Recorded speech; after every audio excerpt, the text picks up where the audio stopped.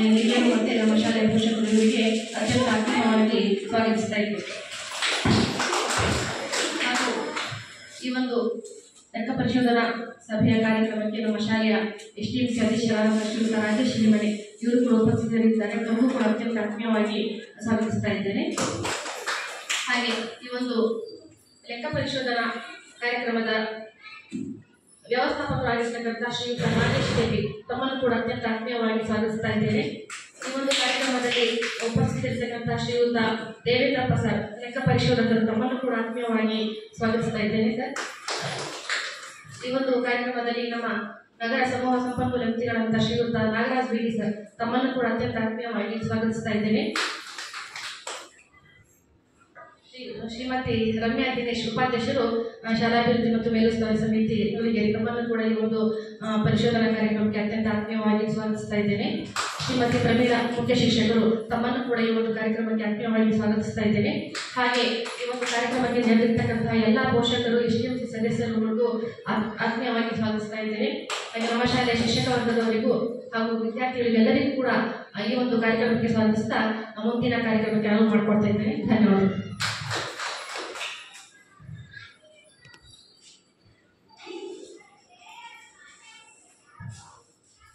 ಕಾರ್ಯಕ್ರಮಕ್ಕೆ ಆಗಮಿಸಿದ ಸರ್ವರನ್ನು ತುಂಬು ಮನದಿಂದ ಸ್ವಾಗತಿಸಿದ ನಮ್ಮ ಶಾಲೆಯ ಶಿಕ್ಷಕಿ ಶ್ರೀಮತಿ ಫರೀದಾ ಮೇಡಮ್ ಅವರಿಗೆ ಧನ್ಯವಾದಗಳು. ಇದೀಗ ಪ್ರಾಸ್ತಾವಿಕ ನುಡಿ ಶ್ರೀಯುತ ನಾಗೇಶ್ KV ಸಾಮಾಜಿಕ ಪರಿಶೋಧನೆ ತಾಲೂಕು ಕಾರ್ಯಕ್ರಮ ವ್ಯವಸ್ಥಾಪಕರು ತಾಲೂಕು ಪಂಚಾಯಿತಿ ಹೊಸನಗರ ಇವರಿಂದ.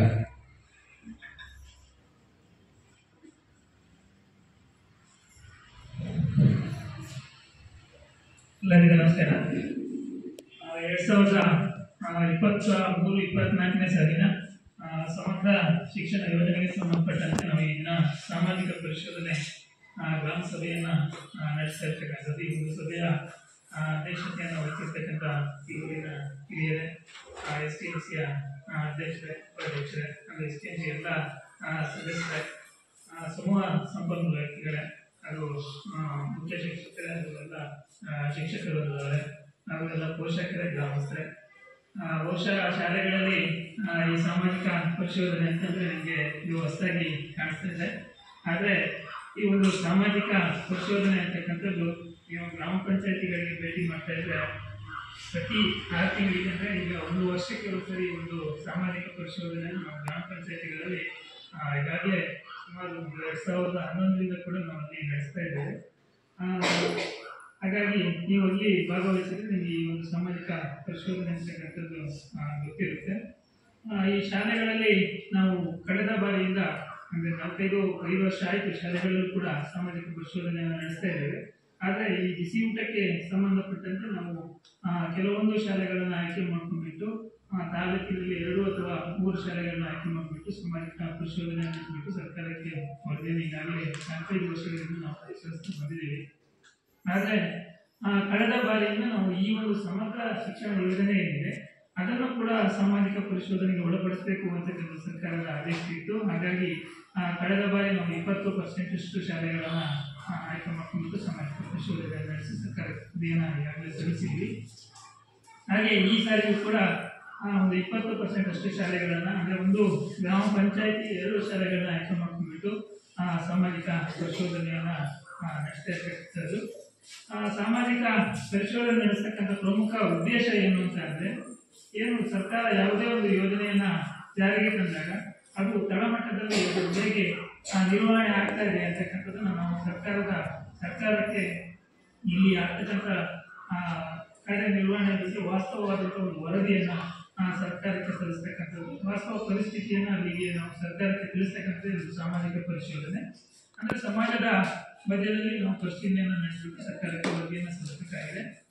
ಈ ನಿಟ್ಟಿನಲ್ಲಿ ಈ ಸಮಗ್ರ ಶಿಕ್ಷಣ ಯೋಜನೆಯ ಪ್ರಮುಖ ಉದ್ದೇಶ ಏನು ಅಂತಂದರೆ, ಏನು ಈ ಒಂದು ಶಾಲೆಗಳಲ್ಲಿ ಯಾವುದೇ ಮಗು ಕಲಿಕೆಯಿಂದ ಹೊರಗೂಡಬಾರ್ದು.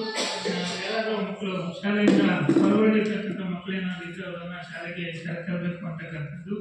ಹಾಗೆ ಹೆಣ್ಣು ಮಕ್ಕಳಿಗೆ ಮತ್ತು ಗಂಡು ಮಕ್ಕಳಿಗೆ ಉಚಿತ ಮತ್ತು ಕಡ್ಡಾಯ ಶಿಕ್ಷಣವನ್ನು ನೀಡಬೇಕು ಮತ್ತು ಸಮಾನ ಶಿಕ್ಷಣವನ್ನು ಒದಗಿಸಬೇಕು ಅಂತಕ್ಕಂಥದ್ದು. 1ನೇ ತರಗತಿಯಿಂದ 12ನೇ ತರಗತಿವರೆಗೂ ಕೂಡ ಉಚಿತ ಮತ್ತು ಕಡ್ಡಾಯ ಶಿಕ್ಷಣ ಅಂತಕ್ಕಂಥದ್ದಿದೆ. ಹಾಗಾಗಿ ಅದು ಹೇಗೆ ಆಗ್ತಾ ಇದೆ ಅಂತಕ್ಕಂಥದ್ದನ್ನು ನಾವು ಇಲ್ಲಿ ನೋಡ್ತಕ್ಕಂಥದ್ದು. ಹಾಗೆ ಈ ಸಮಗ್ರ ಶಿಕ್ಷಣ ಯೋಜನೆ ಏನಿದೆ 2018-19 ಜಾರಿಗೆ ಬಂದಿರತಕ್ಕಂಥದ್ದು. ಅದಕ್ಕೆ ಪೂರ್ವದಲ್ಲಿ ಸರ್ವ ಶಿಕ್ಷಣ ಅಭಿಯಾನ ಅಂತಕ್ಕಂಥದ್ದು, ಮಾಧ್ಯಮಿಕ ಶಿಕ್ಷಣ ಅಭಿಯಾನ ಅಂತಕ್ಕಂಥದ್ದಿತ್ತು, ಹಾಗೆ ಶಿಕ್ಷಕರ ಶಿಕ್ಷಣ ಅಂತಕ್ಕಂಥದ್ದು. ಈ 3 ಯೋಜನೆಗಳನ್ನು ಒಟ್ಟುಗೂಡಿಸ್ಬಿಟ್ಟು ಈ ಸಮಗ್ರ ಶಿಕ್ಷಣ ಯೋಜನೆಯನ್ನು ಸರ್ಕಾರ ಜಾರಿಗೆ ತಂದಿರ್ತಕ್ಕಂಥದ್ದು. ಇಲ್ಲಿ ಶಿಕ್ಷಕರಿಗೂ ಕೂಡ ಕಾಲಕಾಲಕ್ಕೆ ತರಬೇತಿಯನ್ನು ಆಯೋಜಿಸೋದ್ರ ಮುಖಾಂತರ ಅವರ ಕಾರ್ಯಕ್ಷಮತೆಯನ್ನು ಕೂಡ ಅಧಿಕಗೊಳಿಸ್ತಕ್ಕಂಥದ್ದು ಕೂಡ ಇದೆ. ಹಾಗೆ ಈ ಒಂದು ಶಾಲಾ ವ್ಯವಸ್ಥೆಯಲ್ಲಿ ವಿಶೇಷ ಚೇತನ ಮಕ್ಕಳು ಏನಾದರೂ ಇದ್ದರೆ ಅವರಿಗೂ ಕೂಡ ಅವರಿಗೂ ಶಿಕ್ಷಣವನ್ನು ಒದಗಿಸಬೇಕು. ಅವರು ಶಾಲೆಗೆ ಬರುವ ಹಾಗೆ ಅವರಿಗೆ ಶಾಲೆಯಲ್ಲಿ ಶಿಕ್ಷಣವನ್ನು ನೀಡ್ತಕ್ಕಂಥದ್ದು. ನಾಳೆ ಅವರು ಬರಲಿಕ್ಕೆ ಸಜ್ಜಾಗಬೇಕಿದ್ದರೆ ಅವರಿಗೆ ಗೃಹಾಧಾರಿತ ಶಿಕ್ಷಣವನ್ನು ನೀಡಬೇಕು ಅಂತಕ್ಕಂಥದ್ದು ಕೂಡ ಈ ಒಂದು ಇದರಲ್ಲಿ ಸಮಗ್ರ ಶಿಕ್ಷಣ ಯೋಜನೆಯಲ್ಲಿ ಹೇಳಿರ್ತಕ್ಕಂಥದ್ದು. ಈ ಎಲ್ಲ ಯೋಜನೆಗಳು ಅಥವಾ ಇಲ್ಲಿ ಇರ್ತಕ್ಕಂಥ ಒಟ್ಟು ನಮ್ಮ ಸರ್ಕಾರದಿಂದ ಒಟ್ಟು 134 ಅಂಶಗಳು ಬರುತ್ತಂತೆ ಈ ಒಂದು ಸಾಮಾಜಿಕ ಪರಿಶೋಧನೆ ನಡೆಸಲಿಕ್ಕೆ ತಿಳಿಸಿರ್ತಕ್ಕಂಥದ್ದು. ಎಲ್ಲ ಅಂಶಗಳ ಕುರಿತಂತೆ ನಾವು ಈಗಾಗಲೇ ಈ ಶಾಲಾ ವ್ಯಾಪ್ತಿಯಲ್ಲಿ ಏನೆಲ್ಲ ಇರಬೇಕಾಗಿತ್ತು, ಏನೆಲ್ಲ ಕೊರತೆ ಇದೆ ಅಥವಾ ನ್ಯೂನತೆಗಳೇನಿದೆ ಅಥವಾ ಉತ್ತಮ ಅಂಶಗಳೇನಿದೆ ಅಂತಕ್ಕಂಥದ್ದು ನಾವು ಈಗಾಗಲೇ 34 ದಿನಗಳಿಂದ ನಾವು ಇಲ್ಲಿ ಪರಿಶೀಲನೆಯನ್ನು ನಡೆಸಿದ್ದೀವಿ. ಏನೇ ವರದಿಯನ್ನು ನಾವು ಸಾಮಾಜಿಕ ಪರಿಶೋಧನೆಯಲ್ಲಿ ಯಾವುದೇ ಒಂದು ಪರಿಶೀಲನೆ ಮಾಡಿದಾಗ ನಮಗೆ ದಾಖಲಾತಿಗಳ ಪರಿಶೀಲನೆ ಇರ್ಬೋದು, ಮಕ್ಕಳೊಂದಿಗೆ ಸಂವಾದ ನಡೆಸ್ತಕ್ಕಂಥದ್ದು ಇರ್ಬೋದು, ಹಾಗೆ ಶಿಕ್ಷಕರೊಂದಿಗೆ ಮಾತಾಡ್ತಕ್ಕಂಥದ್ದು ಇರ್ಬೋದು, ಪೋಷಕರೊಂದಿಗೆ ಮಾತಾಡ್ತಕ್ಕಂಥದ್ದು ಇರ್ಬೋದು, ಹಾಗೆ ಇಲ್ಲಿನ ಭೌತಿಕ ಪರಿಶೀಲನೆ ಮಾಡ್ತಕ್ಕಂಥದ್ದು. ಭೌತಿಕವಾಗಿ ಶಾಲಾ ಶೌಚಾಲಯ ವ್ಯವಸ್ಥೆ ಇರ್ಬೋದು, ಕೊಠಡಿಗಳ ವ್ಯವಸ್ಥೆ ಇರ್ಬೋದು, ಗ್ರಂಥಾಲಯಗಳ ವ್ಯವಸ್ಥೆ ಇರ್ಬೋದು, ಈ ಎಲ್ಲ ವ್ಯವಸ್ಥೆಗಳಲ್ಲಿ ನಮ್ಗೆ ಏನೆಲ್ಲ ಅಂಶಗಳು ಕಂಡು ಬಂದಿರುತ್ತೆ ಅದರ ವರದಿಯನ್ನು ನಾವು ಸರ್ಕಾರಕ್ಕೆ ನೇರವಾಗಿ ಕೊಡಲಿಕ್ಕೆ ಅವಕಾಶ ಇಲ್ಲ. ನಾವು ಈ ಸಾಮಾಜಿಕ ಪರಿಶೋಧನೆ ಆಗಿರೋದ್ರಿಂದ ಎಲ್ಲ ವರದಿಯನ್ನು ಸಮಾಜದ ಮುಂದೆ ಅಂದರೆ ಜನರ ಮುಂದೆ ಅಥವಾ ಪೋಷಕರ ಮುಂದೆ ಇಡಬೇಕು, ಇಟ್ಟು ಚರ್ಚೆಗೆ ಒಳಪಡಿಸಿ ನಾವು ಸರ್ಕಾರಕ್ಕೆ ವರದಿಯನ್ನು ಸಲ್ಲಿಸಬೇಕಾಗಿರುತ್ತೆ. ಆ ನಿಟ್ಟಿನಲ್ಲಿ ನಾವು ಏನು ಪರಿಶೀಲನೆ ಮಾಡಿದ್ದೀವಿ ಎಲ್ಲ ವಿಷಯಗಳನ್ನು ತಮ್ಮ ಮುಂದೆ ಈಗ ತಿಳಿಸ್ತೀವಿ. ಆ ಎಲ್ಲ ವಿಷಯಗಳ ಬಗ್ಗೆ ತಾವುಗಳು ಕೂಡ ಮುಕ್ತವಾಗಿ ಚರ್ಚೆ ಮಾಡ್ಬೋದು. ಹಾಗೆ ನಿಮಗೆ ಏನಾದರೂ ಈ ಒಂದು ವಿಷಯಗಳನ್ನು ಮಂಡಿಸಿದಾಗ ನಿಮಗೆ ಏನೆಲ್ಲ ಅನಿಸಿಕೆಗಳು ಬರುತ್ತೆ ಅದನ್ನು ಕೂಡ ತಾವುಗಳು ಮುಕ್ತವಾಗಿ ಇಲ್ಲಿ ವ್ಯಕ್ತಪಡಿಸಲಿಕ್ಕೆ ಅವಕಾಶ ಇದೆ. ಒಟ್ಟಾರೆಯಾಗಿ ನಾವು ಈ ಒಂದು ಕಾರ್ಯಕ್ರಮವನ್ನು ಕೂಡ ನಾವು ಪಾರದರ್ಶಕವಾಗಿ ಮಾಡಬೇಕಾಗಿದೆ. ಹಾಗಾಗಿ ಇಲ್ಲಿ ಯೂಟ್ಯೂಬ್ ಲೈವಲ್ಲಿ ನಾವು ಈ ಕಾರ್ಯಕ್ರಮವನ್ನು ಮಾಡಬೇಕು ಅಂತಕ್ಕಂಥ ಸರ್ಕಾರದ ಆದೇಶ ಇದೆ. ಇಲ್ಲಿ ನಮಗೆ ತಾಂತ್ರಿಕ ಸಮಸ್ಯೆ ಇರೋದ್ರಿಂದ ನಾವು ಈಗಾಗಲೇ ಅದನ್ನು ವಿಡಿಯೋನ ಮಾಡ್ಕೊತಿದ್ದೀವಿ. ನಾವು ಆಮೇಲೆ ಯೂಟ್ಯೂಬ್ ಲೈವ್ಗೆ ಅದನ್ನು ಅಪ್ಲೋಡ್ ಮಾಡ್ತೀವಿ. ಎಲ್ಲರೂ ಕೂಡ ಈ ಒಂದು ಕಾರ್ಯಕ್ರಮವನ್ನು ವೀಕ್ಷಣೆ ಮಾಡ್ಬೋದು, ನಂತರದಲ್ಲೂ ಕೂಡ ನೋಡ್ಬೋದು. ತಾವೆಲ್ಲರೂ ಕೂಡ ಈ ವಿಷಯಗಳ ಬಗ್ಗೆ ಮುಕ್ತವಾಗಿ ಚರ್ಚೆಯಲ್ಲಿ ಭಾಗವಹಿಸಿ ಅಂತ ಹೇಳ್ತಾ ನನಗೆ ಪ್ರಾಸ್ತಾವಿಕವಾಗಿ ಮಾತಾಡಲಿಕ್ಕೆ ಅವಕಾಶ ಕೊಡಲಿಕ್ಕೆ ತಮ್ಮೆಲ್ಲರಿಗೂ ಒಂದು ನಮಸ್ತೆ.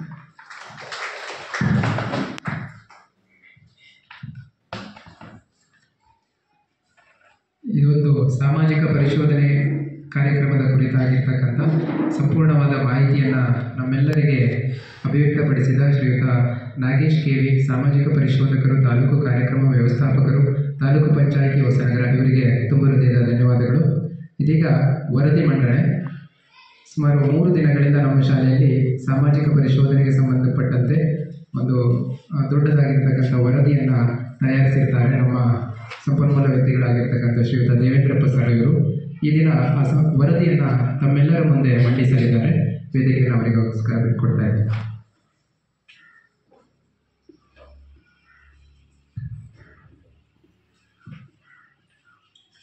ಎಲ್ಲರಿಗೂ ನಮಸ್ಕಾರ. ಸಮಗ್ರ ಶಿಕ್ಷಣ ಯೋಜನೆ ಇದು ಎಲ್ಲ ಸರ್ಕಾರಿ ಶಾಲೆಗಳಲ್ಲಿ ಶಾಲಾ ಹಂತದಲ್ಲಿ ಅನುಷ್ಠಾನದಲ್ಲಿರ್ತಕ್ಕಂಥ ಒಂದು ಶಿಕ್ಷಣ ಇಲಾಖೆ ಪ್ರಮುಖವಾಗಿರ್ತಕ್ಕಂಥ ಯೋಜನೆ. ಈ ಯೋಜನೆ 2018-19 ಎಲ್ಲ ಸರ್ಕಾರಿ ಶಾಲೆಗಳಲ್ಲಿ ಸರ್ಕಾರ ಜಾರಿಗೆ ತಂದಿದೆ. ಆ ಪ್ರಕಾರ ಸಮಗ್ರ ಶಿಕ್ಷಣ ಯೋಜನೆ ಅಂದರೆ ಏನು ಅಂತಕ್ಕಂಥದ್ದು. ಸಮಗ್ರ ಶಿಕ್ಷಣ ಅಂತ ಹೇಳಿದ್ರೆ ತರಗತಿಗಳಲ್ಲಿ ಪಾಠ ಪ್ರವಚನಗಳಲ್ಲಿ ಮಗುವಿನ ಶಿಕ್ಷಣ ಅಲ್ಲ. ಪಾಠ ಪ್ರವಚನಗಳ ಜೊತೆಯಲ್ಲಿ ಪಠ್ಯೇತರವಾಗಿರ್ತಕ್ಕಂಥ ಚಟುವಟಿಕೆಗಳು ಸಹ ಶಾಲೆಯಲ್ಲಿ ಮಗುವಿಗೆ ದೊರೆಯಬೇಕು ಅಂತಕ್ಕಂಥದ್ದು ಈ ಒಂದು ಯೋಜನೆಯ ಪ್ರಮುಖ ಉದ್ದೇಶ. ಪಠ್ಯೇತರವಾಗಿರ್ತಕ್ಕಂಥ ಚಟುವಟಿಕೆಗಳು ಅಂದರೆ ಕ್ರೀಡಾ ಚಟುವಟಿಕೆಗಳಿರ್ಬೋದು, ಪ್ರತಿಭೆಗೆ ಸಂಬಂಧಪಟ್ಟಿರ್ತಕ್ಕಂಥ ಚಟುವಟಿಕೆಗಳಿರ್ಬೋದು, ಆಮೇಲೆ ವೃತ್ತಿ ಕೌಶಲ್ಯಕ್ಕೆ ಸಂಬಂಧಪಟ್ಟಿರ್ತಕ್ಕಂಥ ಚಟುವಟಿಕೆಗಳಿರ್ಬೋದು, ವಿಜ್ಞಾನ ಮತ್ತು ತಂತ್ರಜ್ಞಾನ ಒಳಗೊಂಡಿರ್ತಕ್ಕಂಥ ವೈಜ್ಞಾನಿಕ ಮನೋಭಾವನೆಯನ್ನು ಮೂಡಿಸ್ತಕ್ಕಂಥ ಅನೇಕ ರೀತಿಯಾಗಿರ್ತಕ್ಕಂಥ ಕಲಿಕೆಗಳಿರ್ಬೋದು. ಇತ್ತೀಚಿನ ದಿನಗಳಲ್ಲಿ ವಿಜ್ಞಾನ ಮತ್ತು ತಂತ್ರಜ್ಞಾನ ಮುಂದುವರೆದಿದ್ದರಿಂದ ಅದಕ್ಕೆ ಸಂಬಂಧಪಟ್ಟಿರ್ತಕ್ಕಂಥ ಡಿಜಿಟಲ್ ಮೂಲಸೌಕರ್ಯಗಳ ಮೂಲಕ ಗುಣಮಟ್ಟದ ಶಿಕ್ಷಣವನ್ನು ಶಾಲಾ ಹಂತದಲ್ಲಿ ಮಕ್ಕಳಿಗೆ ಕಲಿಸ್ತಕ್ಕಂಥದ್ದು ಇರ್ಬೋದು. ಈ ಎಲ್ಲ ಅಂಶಗಳನ್ನು ಈ ಸಮಗ್ರ ಶಿಕ್ಷಣ ಯೋಜನೆಯಲ್ಲಿ ಒಳಗೊಳಿಸಿ ಅದನ್ನು ಶಾಲಾ ಹಂತದಲ್ಲಿ ಈಗಾಗಲೇ ಜಾರಿಗೆ ತಂದಿದೆ 2018ರಿಂದ ಈಚೆಗೆ. ಅದು ಯಾವ ರೀತಿ ಅನುಷ್ಠಾನ ಆಗಿದೆ ಅಂತಕ್ಕಂಥದ್ದು ಸರ್ಕಾರಕ್ಕೆ ಗೊತ್ತಾಗಬೇಕಾಗಿದೆ. ಮೇಲ್ಹಂತದಲ್ಲಿ ಶಿಕ್ಷಣಕ್ಕೆ ಸಂಬಂಧಪಟ್ಟಿರ್ತಕ್ಕಂಥ ಕಾನೂನುಗಳನ್ನು ನಿಯಮಗಳನ್ನು ರೂಪಿಸ್ತಕ್ಕಂಥ ಶಿಕ್ಷಣ ತಜ್ಞರಿಗೆ ಬೇಕಾಗಿದೆ. ಎಲ್ಲ ಸರ್ಕಾರ ಶಿಕ್ಷಣ ತಜ್ಞರು ಬಂದು ಎಲ್ಲ ಶಾಲೆಗಳಲ್ಲಿ ಯಾವ ರೀತಿಯಾಗಿ ಅನುಷ್ಠಾನ ಮಾಡಲಾಗಿದೆ, ಮಕ್ಕಳಿಗೆ ಗುಣಮಟ್ಟದ ಶಿಕ್ಷಣವನ್ನು ನೀಡ್ತದೆ ಅಂತಕ್ಕಂಥದ್ದನ್ನು ಬಂದು ನೋಡಲಿಕ್ಕೆ ಆಗೋದಿಲ್ಲ. ಹಾಗಾಗಿ ಸರ್ಕಾರ ಈ ಸಾಮಾಜಿಕ ಪರಿಶೋಧನೆ ಸೋಷಿಯಲ್ ಆಡಿಟ್ ಅಂತಕ್ಕಂಥದ್ದೊಂದು ಪರಿಕಲ್ಪನೆಯ ಮೂಲಕ ಅದರ ಮೂಲಕ ಪರಿಶೋಧನೆಯನ್ನು ನಡೆಸಿ ಎಲ್ಲ ಅಂಶಗಳನ್ನು ತಳಹಂತದಲ್ಲಿ ಮುಕ್ತವಾಗಿ ಪಾರದರ್ಶಕವಾಗಿ ಅಲ್ಲಿ ನೋಡಿ ಅದರ ಮೂಲಕ ಎಲ್ಲ ವರದಿಯನ್ನು ತರಿಸ್ಕೊಂಡು ಮುಂದಿನ ಶಿಕ್ಷಣದಲ್ಲಿ ಯಾವ ರೀತಿಯಾಗಿರ್ತಕ್ಕಂಥ ಗುಣಮಟ್ಟದ ಬದಲಾವಣೆಯನ್ನು ತರಲಿಕ್ಕೆ ಅನುಕೂಲ ಆಗ್ತದೆ ಅಂತೇಳಿ ಸಾಮಾಜಿಕ ಪರಿಶೋಧನೆಯನ್ನು ಜಾರಿಗೆ ತಂದಿರ್ತಕ್ಕಂಥದ್ದು. ಅದರ ಪ್ರಕಾರ ಸರ್ಕಾರದ ಆದೇಶದ ಪ್ರಕಾರ ಯೋಜನೆಯ ಮಾರ್ಗಸೂಚಿ ಪ್ರಕಾರ ಸರ್ಕಾರದ ವೇಳಾಪಟ್ಟಿಯಂತೆ ನಿಮ್ಮ ಶಾಲೆಯಲ್ಲಿ ಕಳೆದ 3-4 ದಿನಗಳಿಂದ ಸಾಮಾಜಿಕ ಪರಿಶೋಧನೆಯನ್ನು ನಡೆಸಿದ್ದೇವೆ. ಈ ಸಮಗ್ರ ಶಿಕ್ಷಣ ಯೋಜನೆಯಲ್ಲಿ 134 ಅಂಶಗಳಿದೆ. ಆ ಅಂಶಗಳಿಗೆ ಸಂಬಂಧಪಟ್ಟಂತೆ ನಾವು ಪರಿಶೋಧನೆಯನ್ನು ನಡೆಸಿದ್ದೇವೆ. ಅದನ್ನೆಲ್ಲ ಈಗ ನಾನು ಸಭೆ ಮುಂದೆ ಮಂಡಿಸ್ತಾ ಇದ್ದೇನೆ. 2023-24ನೇ ಸಾಲಿನಲ್ಲಿ ಈ ಕಲಿತಾ ಇರ್ತಕ್ಕಂಥ ವಿದ್ಯಾರ್ಥಿಗಳ ಸಂಖ್ಯೆ ಒಟ್ಟು 99 ವಿದ್ಯಾರ್ಥಿಗಳು ಕಲಿಕೆಯನ್ನು ಮಾಡ್ತಾ ಇದ್ದರು. ಅದರಲ್ಲಿ ಪರಿಶಿಷ್ಟ ಜಾತಿ ವಿದ್ಯಾರ್ಥಿಗಳು 20 ವಿದ್ಯಾರ್ಥಿಗಳು, ಪರಿಶಿಷ್ಟ ಪಂಗಡದ ವಿದ್ಯಾರ್ಥಿಗಳು 8 ವಿದ್ಯಾರ್ಥಿಗಳು, ಇತರೆ ವಿದ್ಯಾರ್ಥಿಗಳು 71 ವಿದ್ಯಾರ್ಥಿಗಳು ಕಲಿಕೆಯನ್ನು ಮಾಡ್ತಾ ಇದ್ದರು. 24-25ನೇ ಸಾಲಿನಲ್ಲಿ 100 ವಿದ್ಯಾರ್ಥಿಗಳು ಕಲಿಕೆಯನ್ನು ಈ ಶಾಲೆಯಲ್ಲಿ ಮಾಡ್ತಾ ಇದ್ದರು. ಪ್ರಸ್ತುತ 25-26ನೇ ಸಾಲಿನಲ್ಲಿ 96 ವಿದ್ಯಾರ್ಥಿಗಳು ಕಲಿಕೆಯನ್ನು ನಡೆಸ್ತಾ ಇದ್ದಾರೆ. ಹಾಗೆ ನೋಡಿದಾಗ ನಾವು ವಿದ್ಯಾರ್ಥಿಗಳ ಸರಾಸರಿಯನ್ನು ನೋಡಿದಾಗ ಈ ಶಾಲೆಯಲ್ಲಿ ಅಷ್ಟೇನು ವ್ಯತ್ಯಾಸ ಆಗಿಲ್ಲ. ನಾವು ಬೇರೆ ಬೇರೆ ಶಾಲೆಗಳಲ್ಲಿ ತಾಲೂಕಿನ ಬೇರೆ ಬೇರೆ ಶಾಲೆಗಳನ್ನು ನೋಡಿದಾಗ ಇತ್ತೀಚೆಗೆ ವರ್ಷದಿಂದ ವರ್ಷಕ್ಕೆ ಮಕ್ಕಳ ಸಂಖ್ಯೆ ಕಡಿಮೆ ಆಗ್ತಾ ಬರ್ತಾ ಇದೆ. ಈ ಶಾಲೆಯಲ್ಲಿ ಆ ರೀತಿಯಾಗಿರ್ತಕ್ಕಂಥದ್ದು ಸ್ವಲ್ಪ ಆಜುಬಾಜುಗಳಲ್ಲಿ ವ್ಯತ್ಯಾಸ ಇರತಕ್ಕಂಥದ್ದು ಕಂಡು ಬರ್ತದೆ. ಇದೊಂದು ಉತ್ತಮವಾಗಿರ್ತಕ್ಕಂಥ ಅಂಶ ಇದೆ. ಇನ್ನು ಸಮಗ್ರ ಶಿಕ್ಷಣ ಯೋಜನೆಯಡಿಯಲ್ಲಿ ಶಾಲೆಯ ನಿರ್ವಹಣೆಗೆ ಕೆಲವೊಂದು ಅನುದಾನಗಳನ್ನು ಸರ್ಕಾರ ನೀಡ್ತದೆ. ಅದನ್ನು ಹೇಗೆ ನಿರ್ವಹಣೆ ಮಾಡಿದ್ದಾರೆ ಅಂತಕ್ಕಂಥದ್ದನ್ನು ನಾವು ಪರಿಶೀಲನೆಗೆ ಒಳಪಡಿಸಬೇಕಾಗ್ತದೆ. 2023-24ನೇ ಸಾಲಿನಲ್ಲಿ ಒಟ್ಟು ಇಲ್ಲಿ ಆ ಒಂದು ಶೈಕ್ಷಣಿಕ ವರ್ಷದಲ್ಲಿ ಶಾಲಾ ಅನುದಾನ ಅಂತಕ್ಕಂಥದ್ದು 50,000 ರೂಪಾಯಿ ನೀಡಿದೆ. ಕುಡಿಯುವ ನೀರು ಮತ್ತು ಸ್ವಚ್ಛತೆಗೆ 14,116 ರೂಪಾಯಿ ನೀಡಿದೆ. ಶೂ ಮತ್ತು ಸಾಕ್ಸ್ ಕೊಡ್ತಕ್ಕಂಥ ಉಚಿತ ಯೋಜನೆ ಮಕ್ಕಳಿಗೆ 27,075 ರೂಪಾಯಿ ನೀಡಿದೆ. ವಿಶೇಷ ಚೇತನ ಮಕ್ಕಳಿಗೆ 20,400 ರೂಪಾಯಿ ನೀಡಿದೆ. ಮಕ್ಕಳಿಗೆ ದೂರದಿಂದ ಬರ್ತಕ್ಕಂಥ ಮಕ್ಕಳಿಗೆ ಮಗುವನ್ನು ಆಯ್ಕೆ ಮಾಡಿ ಸಾರಿಗೆ ಭತ್ಯೆ ಕೊಡ್ತಕ್ಕಂಥದ್ದು 6,000 ರೂಪಾಯಿ ನೀಡಿದೆ. ಆಮೇಲೆ ಶಿಕ್ಷಕರ CG ಮತ್ತು STMC ಮತ್ತು ವಿದ್ಯಾರ್ಥಿಗಳಿಗೆ ಸಂಬಂಧಪಟ್ಟಿರ್ತಕ್ಕಂಥ ಒಂದು ಅನುದಾನವನ್ನು 4,380 ರೂಪಾಯಿ ನೀಡಿದೆ. ಬ್ಯಾಂಕ್ ಬಡ್ಡಿ 360 ರೂಪಾಯಿ ಬಂದಿದೆ. ಒಟ್ಟು ಆ ಒಂದು 23-24ನೇ ಸಾಲಿನಲ್ಲಿ 1,24,021 ರೂಪಾಯಿ ಅನುದಾನ ಈ ಶಾಲೆಗೆ ಬಂದಿದೆ. ಹೇಗೆ ಖರ್ಚು ವೆಚ್ಚವನ್ನು ನಿರ್ವಹಣೆ ಮಾಡಿದೆ ಅಂತಕ್ಕಂಥದ್ದನ್ನು ನಾವು ನೋಡಬೇಕಾಗ್ತದೆ. ಶಾಲಾ ಅನುದಾನವನ್ನು 30,500 ರೂಪಾಯಿ ಖರ್ಚು ವೆಚ್ಚವನ್ನು ಮಾಡಿದ್ದಾರೆ. ಕುಡಿಯುವ ನೀರು ಮತ್ತು ಸ್ವಚ್ಛತೆಗೆ 7,989 ರೂಪಾಯಿ ಖರ್ಚು ವೆಚ್ಚ ಆಗಿದೆ. ಶೂ ಮತ್ತು ಸಾಕ್ಷಿ 26,780 ರೂಪಾಯಿ ಖರ್ಚು ವೆಚ್ಚ ನಿರ್ವಹಣೆ ಆಗಿದೆ. ವಿಶೇಷ ಚೇತನ ಮಕ್ಕಳಿಗೆ 16,400 ರೂಪಾಯಿ ಖರ್ಚು ವೆಚ್ಚ ನಿರ್ವಹಣೆ ಆಗಿದೆ. ಸಾರಿಗೆ ವೆಚ್ಚ 6,000 ರೂಪಾಯಿ ನೀಡಲಾಗಿದೆ. ಶಿಕ್ಷಕರ CG STMC ಮತ್ತು ವಿದ್ಯಾರ್ಥಿಗಳಿಗೆ ಸಂಬಂಧಪಟ್ಟಿರ್ತಕ್ಕಂಥ 3,380 ರೂಪಾಯಿ ಖರ್ಚಾಗಿದೆ. ಒಟ್ಟು 91,137 ರೂಪಾಯಿ ಖರ್ಚು ವೆಚ್ಚವನ್ನು ನಿರ್ವಹಣೆ ಮಾಡಿದೆ. ಆ ಸಾಲಿನಲ್ಲಿ 32,883 ರೂಪಾಯಿ ಉಳಿತಾಯ ಆಗಿದೆ. ಅದನ್ನು ಮುಂದಿನ ಸಾಲಿನಲ್ಲಿ ಬಳಸಲಿಕ್ಕೆ ಸರ್ಕಾರ ಅವಕಾಶವನ್ನು ಮಾಡಿದೆ. ಇದಕ್ಕೆ ಸಂಬಂಧಪಟ್ಟಿರ್ತಕ್ಕಂಥ ಯಾವ್ಯಾವ ಬಾಬ್ತಿಗೆ ಖರ್ಚು ವೆಚ್ಚ ಮಾಡಲಾಗಿದ್ದರೆ ಅದನ್ನು ಪರಿಶೀಲನೆ ಮಾಡಿದ್ದೇವೆ. ಅದಕ್ಕೆ ಸಂಬಂಧಪಟ್ಟಿರ್ತಕ್ಕಂಥ ವಸ್ತುಗಳನ್ನು ಖರೀದಿ ಬಿಲ್ಲು ವೆಚ್ಚ ಯಾವ ರೀತಿ ನಿರ್ವಹಣೆ ಮಾಡಿದ್ದಾರೆ ಅದನ್ನೆಲ್ಲ ಪರಿಶೀಲನೆ ಮಾಡಿದ್ದೀವಿ. ಅದೆಲ್ಲ ಉತ್ತಮವಾಗಿ ನಿರ್ವಹಣೆ ಆಗಿರ್ತಕ್ಕಂಥದ್ದು ಕಂಡು ಬಂತು. ಇನ್ನು ಶಾಲೆಗೆ ಸಂಬಂಧಪಟ್ಟಿರ್ತಕ್ಕಂಥ ಕೆಲವೊಂದು ಯೋಜನೆಯ ಮಾರ್ಗಸೂಚಿ ಪ್ರಕಾರ ಪರಿಶೋಧನೆ ಮಾಡಬೇಕಾಗ್ತದೆ. ಇಲ್ಲಿ ಮಕ್ಕಳು ಪಠ್ಯಪುಸ್ತಕಗಳನ್ನು ಪಡೆದಿದ್ದಾರೆಯೇ, ಮಕ್ಕಳು ಸಮವಸ್ತ್ರಗಳನ್ನು ಪಡೆದಿದ್ದಾರೆ, ಅಭ್ಯಾಸ ಪುಸ್ತಕಗಳನ್ನು ಪಡೆದಿದ್ದಾರೆ. ಏಕೆಂದರೆ ಸರ್ಕಾರಿ ಶಾಲೆಗಳಲ್ಲಿ ಮಕ್ಕಳಿಗೆ ಉಚಿತವಾಗಿ ಪಠ್ಯಪುಸ್ತಕ, ಸಮವಸ್ತ್ರಗಳು, ಶೂ ಸಾಕ್ಸು, ಬೆಳಗಿನ ಹಾಲು, ಮಧ್ಯಾಹ್ನದ ಬಿಸಿ ಊಟ, ಅದರ ಜೊತೆಗೆ ಪೋಷಕಾಂಶಯುಕ್ತವಾಗಿರ್ತಕ್ಕಂಥ ಮೊಟ್ಟೆ, ಬಾಳೆಹಣ್ಣು ಎಲ್ಲ ಉಚಿತವಾಗಿ ನೀಡ್ತಾ ಇದೆ. ಅದು ಸರಿಯಾದ ರೀತಿಯಲ್ಲಿ ಯೋಜನೆಯ ಮಾರ್ಗಸೂಚಿ ಪ್ರಕಾರ ಶಾಲೆ ನಿರ್ವಹಣೆ ಮಾಡ್ತಾ ಇದೆಯಾ ಅಂತಕ್ಕಂಥದ್ದನ್ನು ನಾವು ಪರಿಶೀಲನೆ ಮಾಡಬೇಕಾಗ್ತದೆ. ಇಲ್ಲಿ ಪಠ್ಯಪುಸ್ತಕಗಳಿಗೆ ಸಂಬಂಧಪಟ್ಟಂತೆ ಸರ್ಕಾರದ ನಿಯಮದ ಪ್ರಕಾರ, ಇಲಾಖಾ ನಿಯಮದ ಪ್ರಕಾರ ಶಾಲೆ ಪ್ರಾರಂಭದ ದಿನದಂದು ಮಗುವಿಗೆ ಪಠ್ಯಪುಸ್ತಕ ದೊರೆಯಬೇಕು ಅಂತಕ್ಕಂಥ ನಿಯಮ ಇದೆ.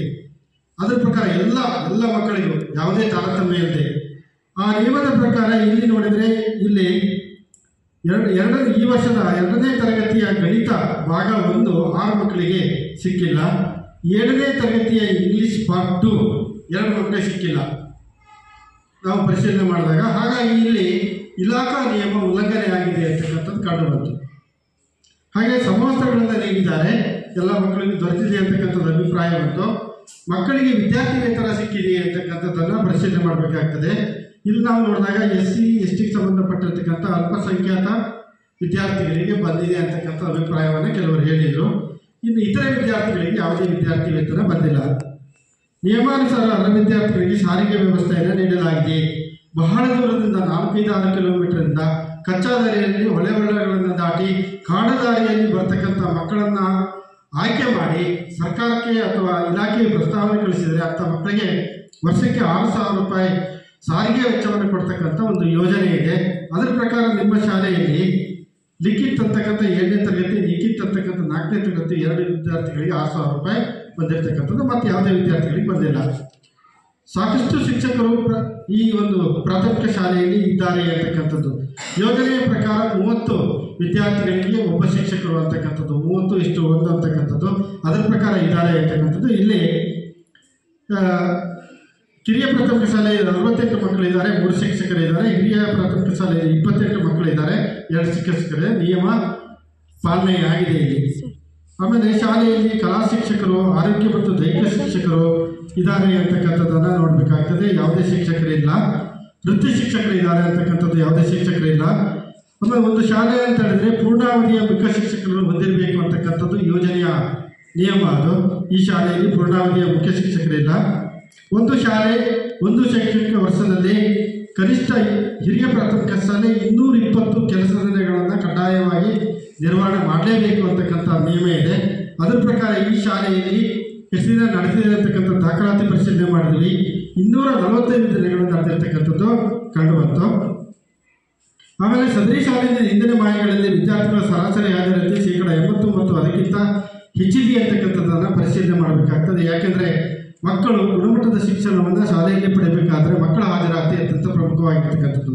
ಅದರ ಪ್ರಕಾರ ಹಾಜರಾತಿ ಹೇಗಿದೆ ಅಂತಕ್ಕಂಥದ್ದನ್ನು ನಾವು ನೋಡಿದಾಗ ಎಲ್ಲ ಮಕ್ಕಳು 80ಕ್ಕಿಂತ ಹೆಚ್ಚಿರ್ತಕ್ಕಂಥದ್ದು ಕಂಡುಬಂತು. ಮಕ್ಕಳ ಶಾಲೆಗೆ ಬರುವ ಮಾರ್ಗವೂ ಸುರಕ್ಷಿತವಾಗಿದೆ ಅಂತಕ್ಕಂಥದ್ದನ್ನು ನಾವು ಪರಿಶೀಲನೆ ಮಾಡಬೇಕಾಗ್ತದೆ.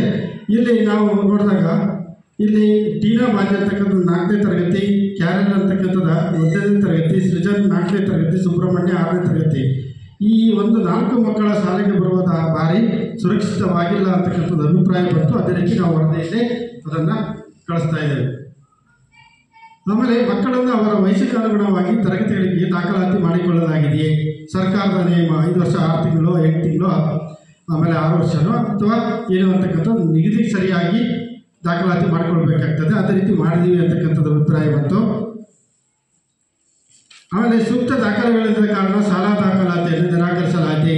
ಒಂದು ಮಗು ಯಾವುದೇ ದಾಖಲೆ ಇಲ್ಲದೆ ಶಾಲೆಗೆ ಬಂದರೆ ದಾಖಲಾತಿಯನ್ನು ನಿರಾಕರಿಸುವಂತಿಲ್ಲ. ಶಾಲೆ ಕನಿಷ್ಠ ಒಂದು ದಾಖಲಾತಿಯನ್ನು ಪಡ್ಕೊಂಡು ದಾಖಲಾತಿಯನ್ನು ಮಾಡ್ಕೊಳ್ಬೇಕಾಗ್ತದೆ. ಅಂತ ಯಾವುದೇ ಮಗು ಬಂದಿಲ್ಲ ಅಂತಕ್ಕಂಥದ್ದು. ಹೆಚ್ಚಿನ ಮಕ್ಕಳು ಶಾಲೆಯಿಂದ ಹೊರಗಿದ್ದಾರೆಯೇ? ಯಾವುದಾದ್ರು ಮಗು ಯಾಕೆ 1ರಿಂದ 12ನೇ ತರಗತಿವರೆಗೆ ಉಚಿತ ಮತ್ತು ಕಡ್ಡಾಯ ಶಿಕ್ಷಣ ಸರ್ಕಾರದ ಒಂದು ನಿಯಮ ಇದು. ಅದರ ಪ್ರಕಾರ ಯಾವುದಾದ್ರು ಮಗು ಕಲಿಕೆಯಿಂದ ಹೊರಗಿದೆಯೇ ಅಂತಕ್ಕಂಥದ್ದನ್ನು ನಾವು ಪರಿಶೀಲನೆ ಮಾಡಬೇಕು. ಯಾವುದೂ ಮಗು ಇಲ್ಲ ಅಂತಕ್ಕಂಥದ್ದು ಅಭಿಪ್ರಾಯ ಬಂತು. ಶಾಲೆಗೆ ದಾಖಲಾಗಿ ನಂತರ ಹೊರಗಡೆಯಿಂದ ಮಕ್ಕಳ ಸಂಖ್ಯೆ ಏನಾದರೂ ಇದೆಯಾ? ಶಾಲೆಗೆ ದಾಖಲಾಗಿ ಮಗು ಏನಾದರೂ ಶಾಲೆಗೆ ಬರದೆ ಹೊರಗಿರ್ತಕ್ಕಂಥದ್ದು ಆ ಮಗು ಇಲ್ಲ ಅಂತಕ್ಕಂಥದ್ದು. ದುರ್ಬಲ ವರ್ಗದ ಮಕ್ಕಳಿಗೆ ಏನಾದರೂ ತಾರತಮ್ಯವನ್ನು ಶಾಲೆಯಲ್ಲಿ ಮಾಡಲಾಗ್ತಿದೆಯೇ ಅಂತಕ್ಕಂಥದ್ದು ಅಭಿಪ್ರಾಯವನ್ನು ಸಂಗ್ರಹಣೆ ಮಾಡಬೇಕು. ಇಲ್ಲ ಅಂತಕ್ಕಂಥದ್ದು. ಮಕ್ಕಳಿಗೆ ದೈಹಿಕ ಶಿಕ್ಷಣ ನೀಡಲಾಗ್ತಿದೆಯೇ? ಶಿಕ್ಷಕರು ಯಾವುದೇ ರೀತಿಯಾಗಿರ್ತಕ್ಕಂಥ ಕಠಿಣತರವಾಗಿರ್ತಕ್ಕಂಥ ದೈಹಿಕ ಶಿಕ್ಷಣ ಮಕ್ಕಳಿಗೆ ನೀಡುವಂತಿಲ್ಲ. ಇದೊಂದು ನಿಯಮ. ಇದು ಮಕ್ಕಳ ಮನವೊಲಿಸಿ ಪಾಠ ಪ್ರವಚನಗಳನ್ನು ನಿರ್ವಹಣೆ ಮಾಡಬೇಕು ಅಂತಕ್ಕಂಥ ನಿಯಮ. ಅದರ ಪ್ರಕಾರ ಮಾಡ್ತೀವಿ ಅಂತಕ್ಕಂಥದ್ದು ಹೇಳಿದರು. ಮಕ್ಕಳನ್ನು ಮಾನಸಿಕ ಕಿರುಕುಳಕ್ಕೆ ಒಳಪಡಿಸಲಾಗ್ತದೆಯೇ? ಯಾವುದೇ ಮಗುವನ್ನು ಮಾನಸಿಕ ಕಿರುಕುಳಕ್ಕೆ ಒಳಪಡಿಸುವಂತಿಲ್ಲ. ಆ ರೀತಿಯಾಗಿರ್ತಕ್ಕಂಥದ್ದು ಏನಾದರೂ ನಿಮ್ಮ ಶಾಲೆಯಲ್ಲಿ ಇದೆಯಾ ಅಂತಕ್ಕಂಥದ್ದನ್ನು ನಾವು ಪರಿಶೀಲನೆ ಮಾಡಿದ್ರೆ ಯಾವುದೂ ಇಲ್ಲ ಅಂತಕ್ಕಂಥದ್ದು. ಮಕ್ಕಳನ್ನು ಲೈಂಗಿಕ ಕಿರುಕುಳಕ್ಕೆ ಒಳಪಡಿಸಲಾಗ್ತದೆಯೇ? ಇದು ಅತ್ಯಂತ ಪ್ರಮುಖವಾಗಿರ್ತಕ್ಕಂಥ ಒಂದು ಅಂಶ. ಏಕೆಂದರೆ ಈ ರೀತಿಯಾಗಿರ್ತಕ್ಕಂಥ ಘಟನೆಗಳನ್ನು ನಡೆದಿರ್ತಕ್ಕಂಥದ್ದು ನಾವು ಅನೇಕ ಮಾಧ್ಯಮಗಳ ಮೂಲಕ ಪತ್ರಿಕೆಗಳ ಮೂಲಕ ನಾವು ತಿಳ್ಕೊಂಡಿದ್ದೇವೆ. ಹಾಗಾಗಿ ನಿಮ್ಮ ಶಾಲೆಯಲ್ಲಿ ಈ ರೀತಿಯಾಗಿರ್ತಕ್ಕಂಥದ್ದು ಏನಾದರೂ ನಡೆದಿದೆಯೇ? ಇದರಿಂದ ಏನಾಗ್ತದೆ ಅಂದರೆ ಮಕ್ಕಳ ಮಾನಸಿಕ ಸ್ಥಿತಿಯ ಮೇಲೆ ಪರಿಣಾಮವನ್ನು ಬೀರ್ತದೆ. ಹಾಗಾಗಿ ಮಗು ಏನಾಗ್ತದೆ, ಕಲಿಕೆಯಲ್ಲಿ ಹಿಂದೆ ಬಿಡ್ತದೆ. ಒಂದು ಅಂಶ ಏನಂತ ಹೇಳಿದ್ರೆ, ಮಗು ಶಾಲೆಯನ್ನು ಬಿಡ್ತಕ್ಕಂಥ ಸಂದರ್ಭಗಳು ಬರ್ತದೆ. ಆಗ ಅದರ ಮುಂದಿನ ಜೀವನಕ್ಕೆ ಅನುಕೂಲಕರ ಆಗೋದಿಲ್ಲ. ಹಾಗಾಗಿ ಈ ರೀತಿಯಾಗಿರ್ತಕ್ಕಂಥ ಘಟನೆಗಳು ನಡೀಬಾರದು ಅಂತಕ್ಕಂಥದ್ದು ಈ ಯೋಜನೆಯ ಪ್ರಮುಖ ಅಂಶ. ಇದು ಇಲ್ಲ ಅಂತಕ್ಕಂಥದ್ದು ಅಭಿಪ್ರಾಯ ಎಲ್ಲರಿಂದ ಬಂತು. ಎಲ್ಲ ಅಪೇಕ್ಷಣೀಯ ಮಕ್ಕಳಿಗೆ ವರ್ಗಾವಣಾ ಪ್ರಮಾಣ ಪತ್ರವನ್ನು ನೀಡಲಾಗ್ತದೆ ಅಂತಕ್ಕಂಥದ್ದು. ವಿಶೇಷ ಅಗತ್ಯವುಳ್ಳ ಮಕ್ಕಳನ್ನು ಗುರುತಿಸಿ ಮೌಲ್ಯಾಂಕನ ಮಾಡಲಾಗಿದೆ. ಮಕ್ಕಳು ವಿಶೇಷ ಅಗತ್ಯವುಳ್ಳಂಥದ್ದು ಏನಾದರೂ ದೇಹದಲ್ಲಿ ಅಂಗವೈಕಲ್ಯ ಮತ್ತು ಬುದ್ಧಿಮಾಂದ್ಯ ಅಥವಾ ಕಣ್ಣು ಕಿವಿ ವ್ಯತ್ಯಾಸ ಇರ್ತಕ್ಕಂಥವ್ರು ಆ ರೀತಿಯಾಗಿರ್ತಕ್ಕಂಥದ್ದು. ಇಲ್ಲಿ ಶಿಫಾ ಅಂತಕ್ಕಂಥ 7ನೇ ತರಗತಿ ಮತ್ತು ಹರ್ಷ ಅಂತಕ್ಕಂಥದ್ದು 7ನೇ ತರಗತಿ 2 ಮಕ್ಕಳಿದ್ದಾರೆ ವಿಶೇಷ ಮಕ್ಕಳು ಅಂತಕ್ಕಂಥದ್ದು. ಅವರಿಗೆ ಸರ್ಕಾರದಿಂದ ಬರ್ತಕ್ಕಂಥ ವಿಶೇಷವಾಗಿರ್ತಕ್ಕಂಥ ಸೌಲಭ್ಯಗಳೆಲ್ಲ ತಲುಪಿದೆ ಅಂತಕ್ಕಂಥದ್ದು ಅಭಿಪ್ರಾಯ ಬಂತು. ಆದರೆ ಅಂಗವೈಕಲ್ಯ ಮಕ್ಕಳು ಇರ್ತಕ್ಕಂಥ ಕೆಲವು ಗೃಹಾಧಾರಿತ ಶಾಲೆಗೆ ದಾಖಲಾಗಿ ಮನೆಯಲ್ಲೇ ಶಿಕ್ಷಣವನ್ನು ನೀಡ್ತಕ್ಕಂಥ ವ್ಯವಸ್ಥೆ ಇದೆ. ಆ ರೀತಿಯಾಗಿರ್ತಕ್ಕಂಥ ಮಗು ಇಲ್ಲ ಅಂತಕ್ಕಂಥದ್ದು. ಆಮೇಲೆ ಮಕ್ಕಳಿಗೆ ಒಂದು ಗುಣಮಟ್ಟದ ಶಿಕ್ಷಣ ದೊರೆಯಬೇಕಾದರೆ ಶಾಲಾ ಪರಿಸರ ಅತ್ಯಂತ ಪ್ರಮುಖವಾಗಿರ್ತಕ್ಕಂಥದ್ದು. ಉತ್ತಮವಾಗಿರ್ತಕ್ಕಂಥ ಶಾಲಾ ಪರಿಸರ ಇದ್ದರೆ ಅಲ್ಲಿ ಉತ್ತಮವಾಗಿರ್ತಕ್ಕಂಥ ಗುಣಮಟ್ಟದ ಶಿಕ್ಷಣ ನೀಡಲಿಕ್ಕೆ ಸಾಧ್ಯತೆ ಇದೆ. ಮಕ್ಕಳು ಕಲಿಕೆಯಲ್ಲೇ ಪಾಲ್ಗೊಳ್ತಾರೆ ಅಂತಕ್ಕಂಥದ್ದು. ಅದರ ಪ್ರಕಾರ ನಿಮ್ಮ ಶಾಲಾ ವಾತಾವರಣ ಹೇಗಿದೆ ಅಂತಕ್ಕಂಥದ್ದನ್ನು ನಾವು ಪರಿಶೀಲನೆ ಮಾಡಬೇಕಾಗ್ತದೆ. ಹಾಗಾಗಿ ಎಲ್ಲ ಹವಾಮಾನದಿಂದ ಸುರಕ್ಷಿತವಾದ ಶಾಲಾ ಕಟ್ಟಡ ಇದೆಯೇ ಅಂತಕ್ಕಂಥದ್ದನ್ನು ನಾವು ನೋಡಬೇಕಾಗ್ತದೆ. ಇಲ್ಲಿ ನಾವು ನೋಡಿದಾಗ ಇಲ್ಲಿ 1ರಿಂದ 7ನೇ ತರಗತಿ ಇದೆ. ಹತ್ತತ್ರ 99 ಮಕ್ಕಳಿದ್ದಾರೆ. ಆದರೆ ಮಕ್ಕಳಿಗೆ ಸರಿಯಾಗಿ ತರಗತಿ ಕೊಠಡಿಗಳು ಇಲ್ಲ. ತರಗತಿ ಕೊಠಡಿಗಳು ಕೇವಲ 3 ತರಗತಿ ಕೊಠಡಿ ಇದೆ. 4 ತರಗತಿ ಕೊಠಡಿಗಳಲ್ಲಿ ಕೊರತೆ ಕಂಡು ಬರ್ತಾ ಇದೆ. ಅಡಿಗೆ ಕೊಠಡಿಯೂ ಇಲ್ಲ. ಆಮೇಲೆ ದಾಸ್ತಾನು ಕೊಠಡಿಯೂ ಇಲ್ಲ. ಬೇರೆ ಬೇರೆ ತರಗತಿ ಕೊಠಡಿಯಲ್ಲಿ ಅಡಿಗೆ ಕೊಠಡಿಯನ್ನು ನಿರ್ಮಾಣ ಮಾಡಿಕೊಂಡು ಅದನ್ನು ಮಾಡ್ತಾ ಇದ್ದಾರೆ. ಯೋಜನೆಯ ಮಾರ್ಗಸೂಚಿ ಪ್ರಕಾರ ಈ ರೀತಿ ಮಾಡುವ ಹಾಗಿಲ್ಲ. ಯೋಜನೆ ಏನು ಹೇಳ್ತದೆ, ಮಕ್ಕಳ ಸಂಖ್ಯೆಗೆ ಅನುಗುಣವಾಗಿ ಎಲ್ಲ ಮೂಲಭೂತ ಸೌಕರ್ಯಗಳನ್ನು ಶಾಲೆ ಹೊಂದಿರಬೇಕು ಅಂತಕ್ಕಂಥ ಅಂಶವನ್ನು ಯೋಜನೆ ಹೇಳ್ತದೆ. ಅದರ ಪ್ರಕಾರ ಇಲ್ಲಿ ಈ ರೀತಿಯಾಗಿ ಇದೆ. ಅದನ್ನು ವರದಿಯ ಮೂಲಕ ನಾವು ಸರ್ಕಾರಕ್ಕೆ ಕಳಿಸ್ತಾ ಇದ್ದೇವೆ. ಆಮೇಲೆ ಬಾಲಕರಿಗೆ ಸಾಕಷ್ಟು ಶೌಚಾಲಯದ ವ್ಯವಸ್ಥೆ ಇದೆಯೇ? ಬಾಲಕಿಯರಿಗೆ ಸಾಕಷ್ಟು ಶೌಚಾಲಯದ ವ್ಯವಸ್ಥೆ ಇದೆಯೇ? ಶೌಚಾಲಯದಲ್ಲಿ ನೀರಿನ ವ್ಯವಸ್ಥೆ ಇದೆಯೇ? ಆಮೇಲೆ ಬಳಕೆಗೆ ಯೋಗ್ಯವಾಗಿದೆಯೇ ಅಂತಕ್ಕಂಥದ್ದನ್ನು ನಾವು ಪರಿಶೀಲನೆ ಮಾಡಬೇಕಾಗ್ತದೆ. ಒಂದು ಶಾಲೆ ಅಂತ ಹೇಳಿದ್ರೆ ಶೌಚಾಲಯ ಅತ್ಯಂತ ಪ್ರಮುಖವಾಗಿರ್ತಕ್ಕಂಥದ್ದು. ಯಾಕೆಂತಂದರೆ ಶೌಚಾಲಯನ ಯಾರು ಬಳಸಲಿಕ್ಕೆ ಆಗಲ್ಲ ಅಂತ ಹೇಳಿದ್ರೆ ಮಗು ಶೌಚಾಲಯವನ್ನು ಬಳಸದೆ ಹಾಗೆ ತರಗತಿ ಕೊಠಡಿಯಲ್ಲಿ ಬಂದು ಕೂತ್ಕೊಳ್ತದೆ. ಶೌಚವನ್ನು ಕಟ್ಕೊಂಡು ತರಗತಿ ಕೊಠಡಿಯಲ್ಲಿ ಕೂತ್ಕೊಳ್ತದೆ. ಶೌಚವನ್ನು ಕಟ್ಕೊಳ್ಳೋದ್ರಿಂದ ಏನಾಗುತ್ತೆ ಅಂತಂದರೆ ಅದು ಶಿಕ್ಷಕರ ಪಾಠ ಪ್ರವಚನದಲ್ಲೇ ಪಾಲ್ಗೊಳ್ಳೋದಿಲ್ಲ, ಕಲಿಕೆಯಲ್ಲಿ ಹಿಂದೆ ಬೀಳ್ತದೆ. ಅದಲ್ಲದೆ ಮಗುವಿನ ಆರೋಗ್ಯದ ಮೇಲೆ ಪರಿಣಾಮವನ್ನು ಬೀರುತ್ತದೆ ಅಂತಕ್ಕಂಥದ್ದು ಪ್ರಮುಖವಾಗಿರ್ತಕ್ಕಂಥ ಅಂಶ. ಹಾಗಾಗಿ ಒಂದು ಶಾಲೆ ಅಂತ ಹೇಳಿದ್ರೆ, ಉತ್ತಮ ಶಾಲೆ ಅಂತ ಹೇಳಿದ್ರೆ ಉತ್ತಮವಾಗಿರ್ತಕ್ಕಂಥ ಬಳಕೆಗೆ ಯೋಗ್ಯವಾಗಿರ್ತಕ್ಕಂಥ ಶೌಚಾಲಯವನ್ನು ಹೊಂದಿರಬೇಕು ಅಂತಕ್ಕಂಥ ನಿಯಮ ಇದೆ. ಅದರ ಪ್ರಕಾರ ಇಲ್ಲಿ ಶೌಚಾಲಯ ಇದೆ, ನೀರಿನ ವ್ಯವಸ್ಥೆ ಇರ್ತದೆ ಅಂತಕ್ಕಂಥ ಅಭಿಪ್ರಾಯವನ್ನು ಮಕ್ಕಳು ಹೇಳಿದರು. ಬಳಕೆಗೆ ಯೋಗ್ಯವಾಗಿರ್ತದೆ ಅಂತಕ್ಕಂಥ ಅಭಿಪ್ರಾಯವನ್ನು ಹೇಳಿದರು. ಹಾಗೇನಾದ್ರು ವ್ಯವಸ್ಥೆ ಸರಿ ಇಲ್ಲ ಅಂತ ಹೇಳಿದ್ರೆ ಪೋಷಕರು ಏನಾದ್ರು ಆಗಾಗ ಬಂದು ನೋಡಿದ್ರೆ ಅದರ ಅಭಿಪ್ರಾಯವನ್ನು ನೀವು ಹೇಳಬಹುದು. ವಿಶೇಷ ಅಗತ್ಯವುಳ್ಳ ಮಕ್ಕಳು ಬಳಸುವಂಥ ಶೌಚಾಲಯವಿದೆಯೇ? ಆ ರೀತಿಯಾಗಿರ್ತಕ್ಕಂಥ ಶೌಚಾಲಯ ಇಲ್ಲಿ ಇಲ್ಲ. ಶಾಲೆಯಲ್ಲಿ ಸಾಕಷ್ಟು ಪ್ರಮಾಣದಲ್ಲಿ ನೀರಿನ ಸೌಲಭ್ಯ ಇದೆ. ಮಕ್ಕಳ ಆರೋಗ್ಯ ದೃಷ್ಟಿಯಿಂದ ಒಂದು ಶಾಲೆ ಅಂತ ಹೇಳಿದ್ರೆ ಉತ್ತಮವಾಗಿರ್ತಕ್ಕಂಥ ನೀರಿನ ಸೌಲಭ್ಯವನ್ನು ಹೊಂದಿರಬೇಕು. ಅದು ಶುದ್ಧೀಕರಿಸಿದ ನೀರನ್ನು ಮಕ್ಕಳಿಗೆ ಕೊಡಬೇಕು, ಕುಡಿಲಿಕ್ಕಾಗಲಿ ಮಧ್ಯಾಹ್ನ ಬಿಸಿ ಊಟ ತಯಾರಿಕೆಯಾಗಿಲ್ಲ ಆಗಲಿ. ಹಾಗಾಗಿ ಈ ಶಾಲೆಯನ್ನು ನೋಡಿದಾಗ ಶುದ್ಧೀಕರಣ ವ್ಯವಸ್ಥೆಯಿಂದ ಮಕ್ಕಳಿಗೆ ಶುದ್ಧೀಕರಿಸಿದ ನೀರನ್ನು ನೀಡಲಾಗ್ತದೆ. ಅದೇ ರೀತಿ ಶುದ್ಧೀಕರಿಸಿದ ನೀರನ್ನು ಅಡುಗೆಯಲ್ಲಿ ಉಪಯೋಗಿಸ್ತೀವಿ ಅಂತಕ್ಕಂಥ ಅಭಿಪ್ರಾಯವನ್ನು ಹೇಳಿದರು. ಕುಡಿಯುವ ನೀರಿನ ಗುಣಮಟ್ಟವನ್ನು ಪರೀಕ್ಷೆ ಮಾಡಲಾಗಿದೆಯೇ? ಪ್ರತಿ 6 ತಿಂಗಳಿಗೊಮ್ಮೆ ಶಾಲೆ ಸಂಬಂಧಪಟ್ಟಿರ್ತಕ್ಕಂಥ ಇಲಾಖೆ ಇದೆ. ಕುಡಿಯುವ ನೀರಿನ ಗುಣಮಟ್ಟವನ್ನು ಪರೀಕ್ಷೆ ಮಾಡಿಸಿ ಅದರ ದೃಢೀಕರಣವನ್ನು ಶಾಲೆಯಲ್ಲಿ ನಿರ್ವಹಣೆ ಮಾಡಬೇಕಾಗ್ತದೆ. ಅದನ್ನು ನಿರ್ವಹಣೆ ಮಾಡಿದ್ದಾರೆ. ಶಾಲೆಗೆ ವಿದ್ಯುತ್ ಸಂಪರ್ಕ ಇದೆಯೇ? ಒಂದು ಶಾಲೆ ಅಂತ ಹೇಳಿದ್ರೆ ತರಗತಿ ಕೊಠಡಿಗಳಲ್ಲಿ ಸ್ವಾಭಾವಿಕ ಬೆಳಕಿನ ಜೊತೆಯಲ್ಲಿ ಕೃತಕವಾಗಿರ್ತಕ್ಕಂಥ ಬೆಳಕನ್ನು ಹೊಂದಿರಬೇಕು. ಯಾಕೆಂತಂದರೆ ಮಕ್ಕಳಿಗೆ ಗುಣಮಟ್ಟದ ಪರಿಣಾಮಕಾರಿಯಾಗಿರ್ತಕ್ಕಂಥ ಕಲಿಕೆ ಆಗಬೇಕಾದ್ರೆ ತರಗತಿ ಕೊಠಡಿಯಲ್ಲಿ ಬೆಳಕಿನ ವ್ಯವಸ್ಥೆ ಅತ್ಯಂತ ಪ್ರಮುಖವಾಗಿರ್ತಕ್ಕಂಥದ್ದು. ಅದಲ್ಲದೆ 6 ಮತ್ತು 7ನೇ ತರಗತಿಗೆ ವಿಜ್ಞಾನದಲ್ಲಿ ಪ್ರಯೋಗವನ್ನು ಮಾಡಬೇಕಾದ್ರೆ ಈ ವಿದ್ಯುತ್ತಿನ ಅವಶ್ಯಕತೆ ಇದೆ. ಹಾಗಾಗಿ ಒಂದು ಶಾಲೆ ಅಂದರೆ ವಿದ್ಯುತ್ ಸಂಪರ್ಕವನ್ನು ಹೊಂದಿರಬೇಕು. ಎಲ್ಲ ತರಗತಿ ಕೊಠಡಿಯಲ್ಲಿ ವಿದ್ಯುತ್ ಕಾರ್ಯ ನಿರ್ವಹಿಸಬೇಕು ಅಂತಕ್ಕಂಥದ್ದು ಇಲ್ಲಿ ಆ ರೀತಿ ಇದೆ. ಇಲ್ಲಿ ಒಂದು ಶಾಲೆ ಅಂತಂದರೆ ಪಠ್ಯೇತರವಾಗಿರ್ತಕ್ಕಂಥ ಚಟುವಟಿಕೆಗಳಿಗೆ ಮಕ್ಕಳಿಂದ ನೀಡಲಿಕ್ಕೆ ಉತ್ತಮವಾಗಿರ್ತಕ್ಕಂಥ ಸುಸಜ್ಜಿತವಾಗಿರ್ತಕ್ಕಂಥ ಎಲ್ಲ ಕ್ರೀಡೆಗಳಿಗೆ ಅನುಕೂಲಕರವಾಗಿರ್ತಕ್ಕಂಥ ಅಂಕಣಗಳನ್ನು ಹೊಂದಿರತಕ್ಕಂಥ ಆಟದ ಮೈದಾನವನ್ನು ಹೊಂದಿರಬೇಕು ಅಂತಕ್ಕಂಥ ನಿಯಮ ಇದೆ. ಇಲ್ಲಿ ಆಟದ ಮೈದಾನ ಇಲ್ಲಿ ನೋಡಿದಾಗ ಎಲ್ಲ ಕ್ರೀಡಾ ಸ್ಪರ್ಧೆಗಳಿಗೆ ಅನುಕೂಲವಾಗಿರ್ತಕ್ಕಂಥ ಅಂಕಣಗಳನ್ನು ಹೊಂದಿರತಕ್ಕಂಥ ಆಟದ ಮೈದಾನ ಇಲ್ಲ. ಶಾಲಾ ಆವರಣದ ಸುತ್ತಲೂ ಕಾಂಪೌಂಡ್ ಗೋಡೆ ಇದೆಯೇ? ಮಕ್ಕಳ ರಕ್ಷಣಾ ದೃಷ್ಟಿಯಿಂದ ಶಾಲೆಯ ಸುತ್ತ ಒಂದು ರಕ್ಷಣಾ ಕಾಂಪೌಂಡನ್ನು ಶಾಲೆ ಹೊಂದಿರಬೇಕು ಅಂತಕ್ಕಂಥದ್ದು. ಯಾಕೆ ಅಂತಂದರೆ ಮಗು ಏನಾದರೂ ಕಾಡುಗಳು ಗಿಡಗಳು ಏನಾದರೂ ಬೆಳೆದಿದ್ದರೆ ಅದರಿಂದ ಏನಾಗ್ತದೆ, ಅನೇಕ ವಿಷಯಗಳು ಶಾಲೆಯಲ್ಲಿ ತರಗತಿ ಕೊಠಡಿಯಲ್ಲಿ ನಿಲ್ಲಿಸಿಕೊಂಡು ಮಕ್ಕಳಿಗೆ ಅನಾಹುತ ಆಗ್ತಕ್ಕಂಥ ಸಂದರ್ಭಗಳಿರ್ತದೆ. ಅದಕ್ಕಾಗಿ ಒಂದು ಶಾಲೆ ಅಂತ ಹೇಳಿದ್ರೆ ಶಾಲೆ ಸುತ್ತ ರಕ್ಷಣೆಯನ್ನು ಹೊಂದಿರತಕ್ಕಂಥ ಶಾಲಾ ಸುತ್ತ ಕಾಂಪೌಂಡನ್ನು ಹೊಂದಿರಬೇಕು ಅಂತಕ್ಕಂಥ ನಿಯಮ ಇದೆ. ಅದರ ಪ್ರಕಾರ ಈ ಶಾಲೆಯಲ್ಲಿ 50% ಮಾತ್ರ ಕಾಂಪೌಂಡ್ ಇದೆ, ಇನ್ನು 50% ಕಾಂಪೌಂಡ್ ಇಲ್ಲ. ಶಾಲೆಯ ಗ್ರಂಥಾಲಯವನ್ನು ಹೊಂದಿದೆಯೇ? ಒಂದು ಉತ್ತಮವಾಗಿರ್ತಕ್ಕಂಥ ಶಾಲೆ ಉತ್ತಮವಾಗಿರ್ತಕ್ಕಂಥ ಗುಣಮಟ್ಟದ ಕಲಿಕೆಯನ್ನು ಮಾಡಬೇಕಾದ್ರೆ ಶಾಲೆಯು ಗ್ರಂಥಾಲಯವನ್ನು ಹೊಂದಿರಬೇಕು. ಆ ಗ್ರಂಥಾಲಯದಲ್ಲಿ ಎಲ್ಲ ವಿಷಯದ ಪುಸ್ತಕಗಳಿರಬೇಕು. ಭಾಷೆಯನ್ನು ಕಲಿಸ್ತಕ್ಕಂಥದ್ದು, ವ್ಯಾಕರಣ ಗ್ರಾಮರನ್ನು ಕಲಿಸ್ತಕ್ಕಂಥದ್ದು, ಗಣಿತದ ವ್ಯಾವಹಾರಿಕ ಜ್ಞಾನವನ್ನು ಕಲಿಸ್ತಕ್ಕಂಥದ್ದು, ವಿಜ್ಞಾನದ ಅನೇಕ ಪ್ರಯೋಗಾತ್ಮಕ ಕಲಿಕೆಗಳನ್ನು ಮಾಡ್ತಕ್ಕಂಥದ್ದು, ಚರಿತ್ರೆ ಇತಿಹಾಸಕ್ಕೆ ಸಂಬಂಧಪಟ್ಟಿರ್ತಕ್ಕಂಥ ರಾಜಕೀಯ ವ್ಯವಸ್ಥೆಗಳನ್ನು ತಿಳಿಸ್ತಕ್ಕಂಥ, ಸಾಮಾನ್ಯ ಜ್ಞಾನಗಳನ್ನು ತಿಳಿಸ್ತಕ್ಕಂಥ, ಪ್ರಚಲಿತ ವಿದ್ಯಮಾನಗಳನ್ನು ತಿಳಿಸ್ತಕ್ಕಂಥ ಎಲ್ಲ ಪುಸ್ತಕಗಳನ್ನು ಒಳಗೊಂಡಿರ್ತಕ್ಕಂಥ ಗ್ರಂಥಾಲಯವನ್ನು ಹೊಂದಿರಬೇಕು. ಯಾಕೆ ಅಂತಂದರೆ ಪಠ್ಯ ಪುಸ್ತಕದಲ್ಲಿ ಮಕ್ಕಳಿಗೆ ಕೇವಲ 20ರಿಂದ 25 ಭಾಗದಷ್ಟು ವಿಷಯ ಮಾತ್ರ ಕಲಿಕೆಗೆ ಸಿಗ್ತದೆ.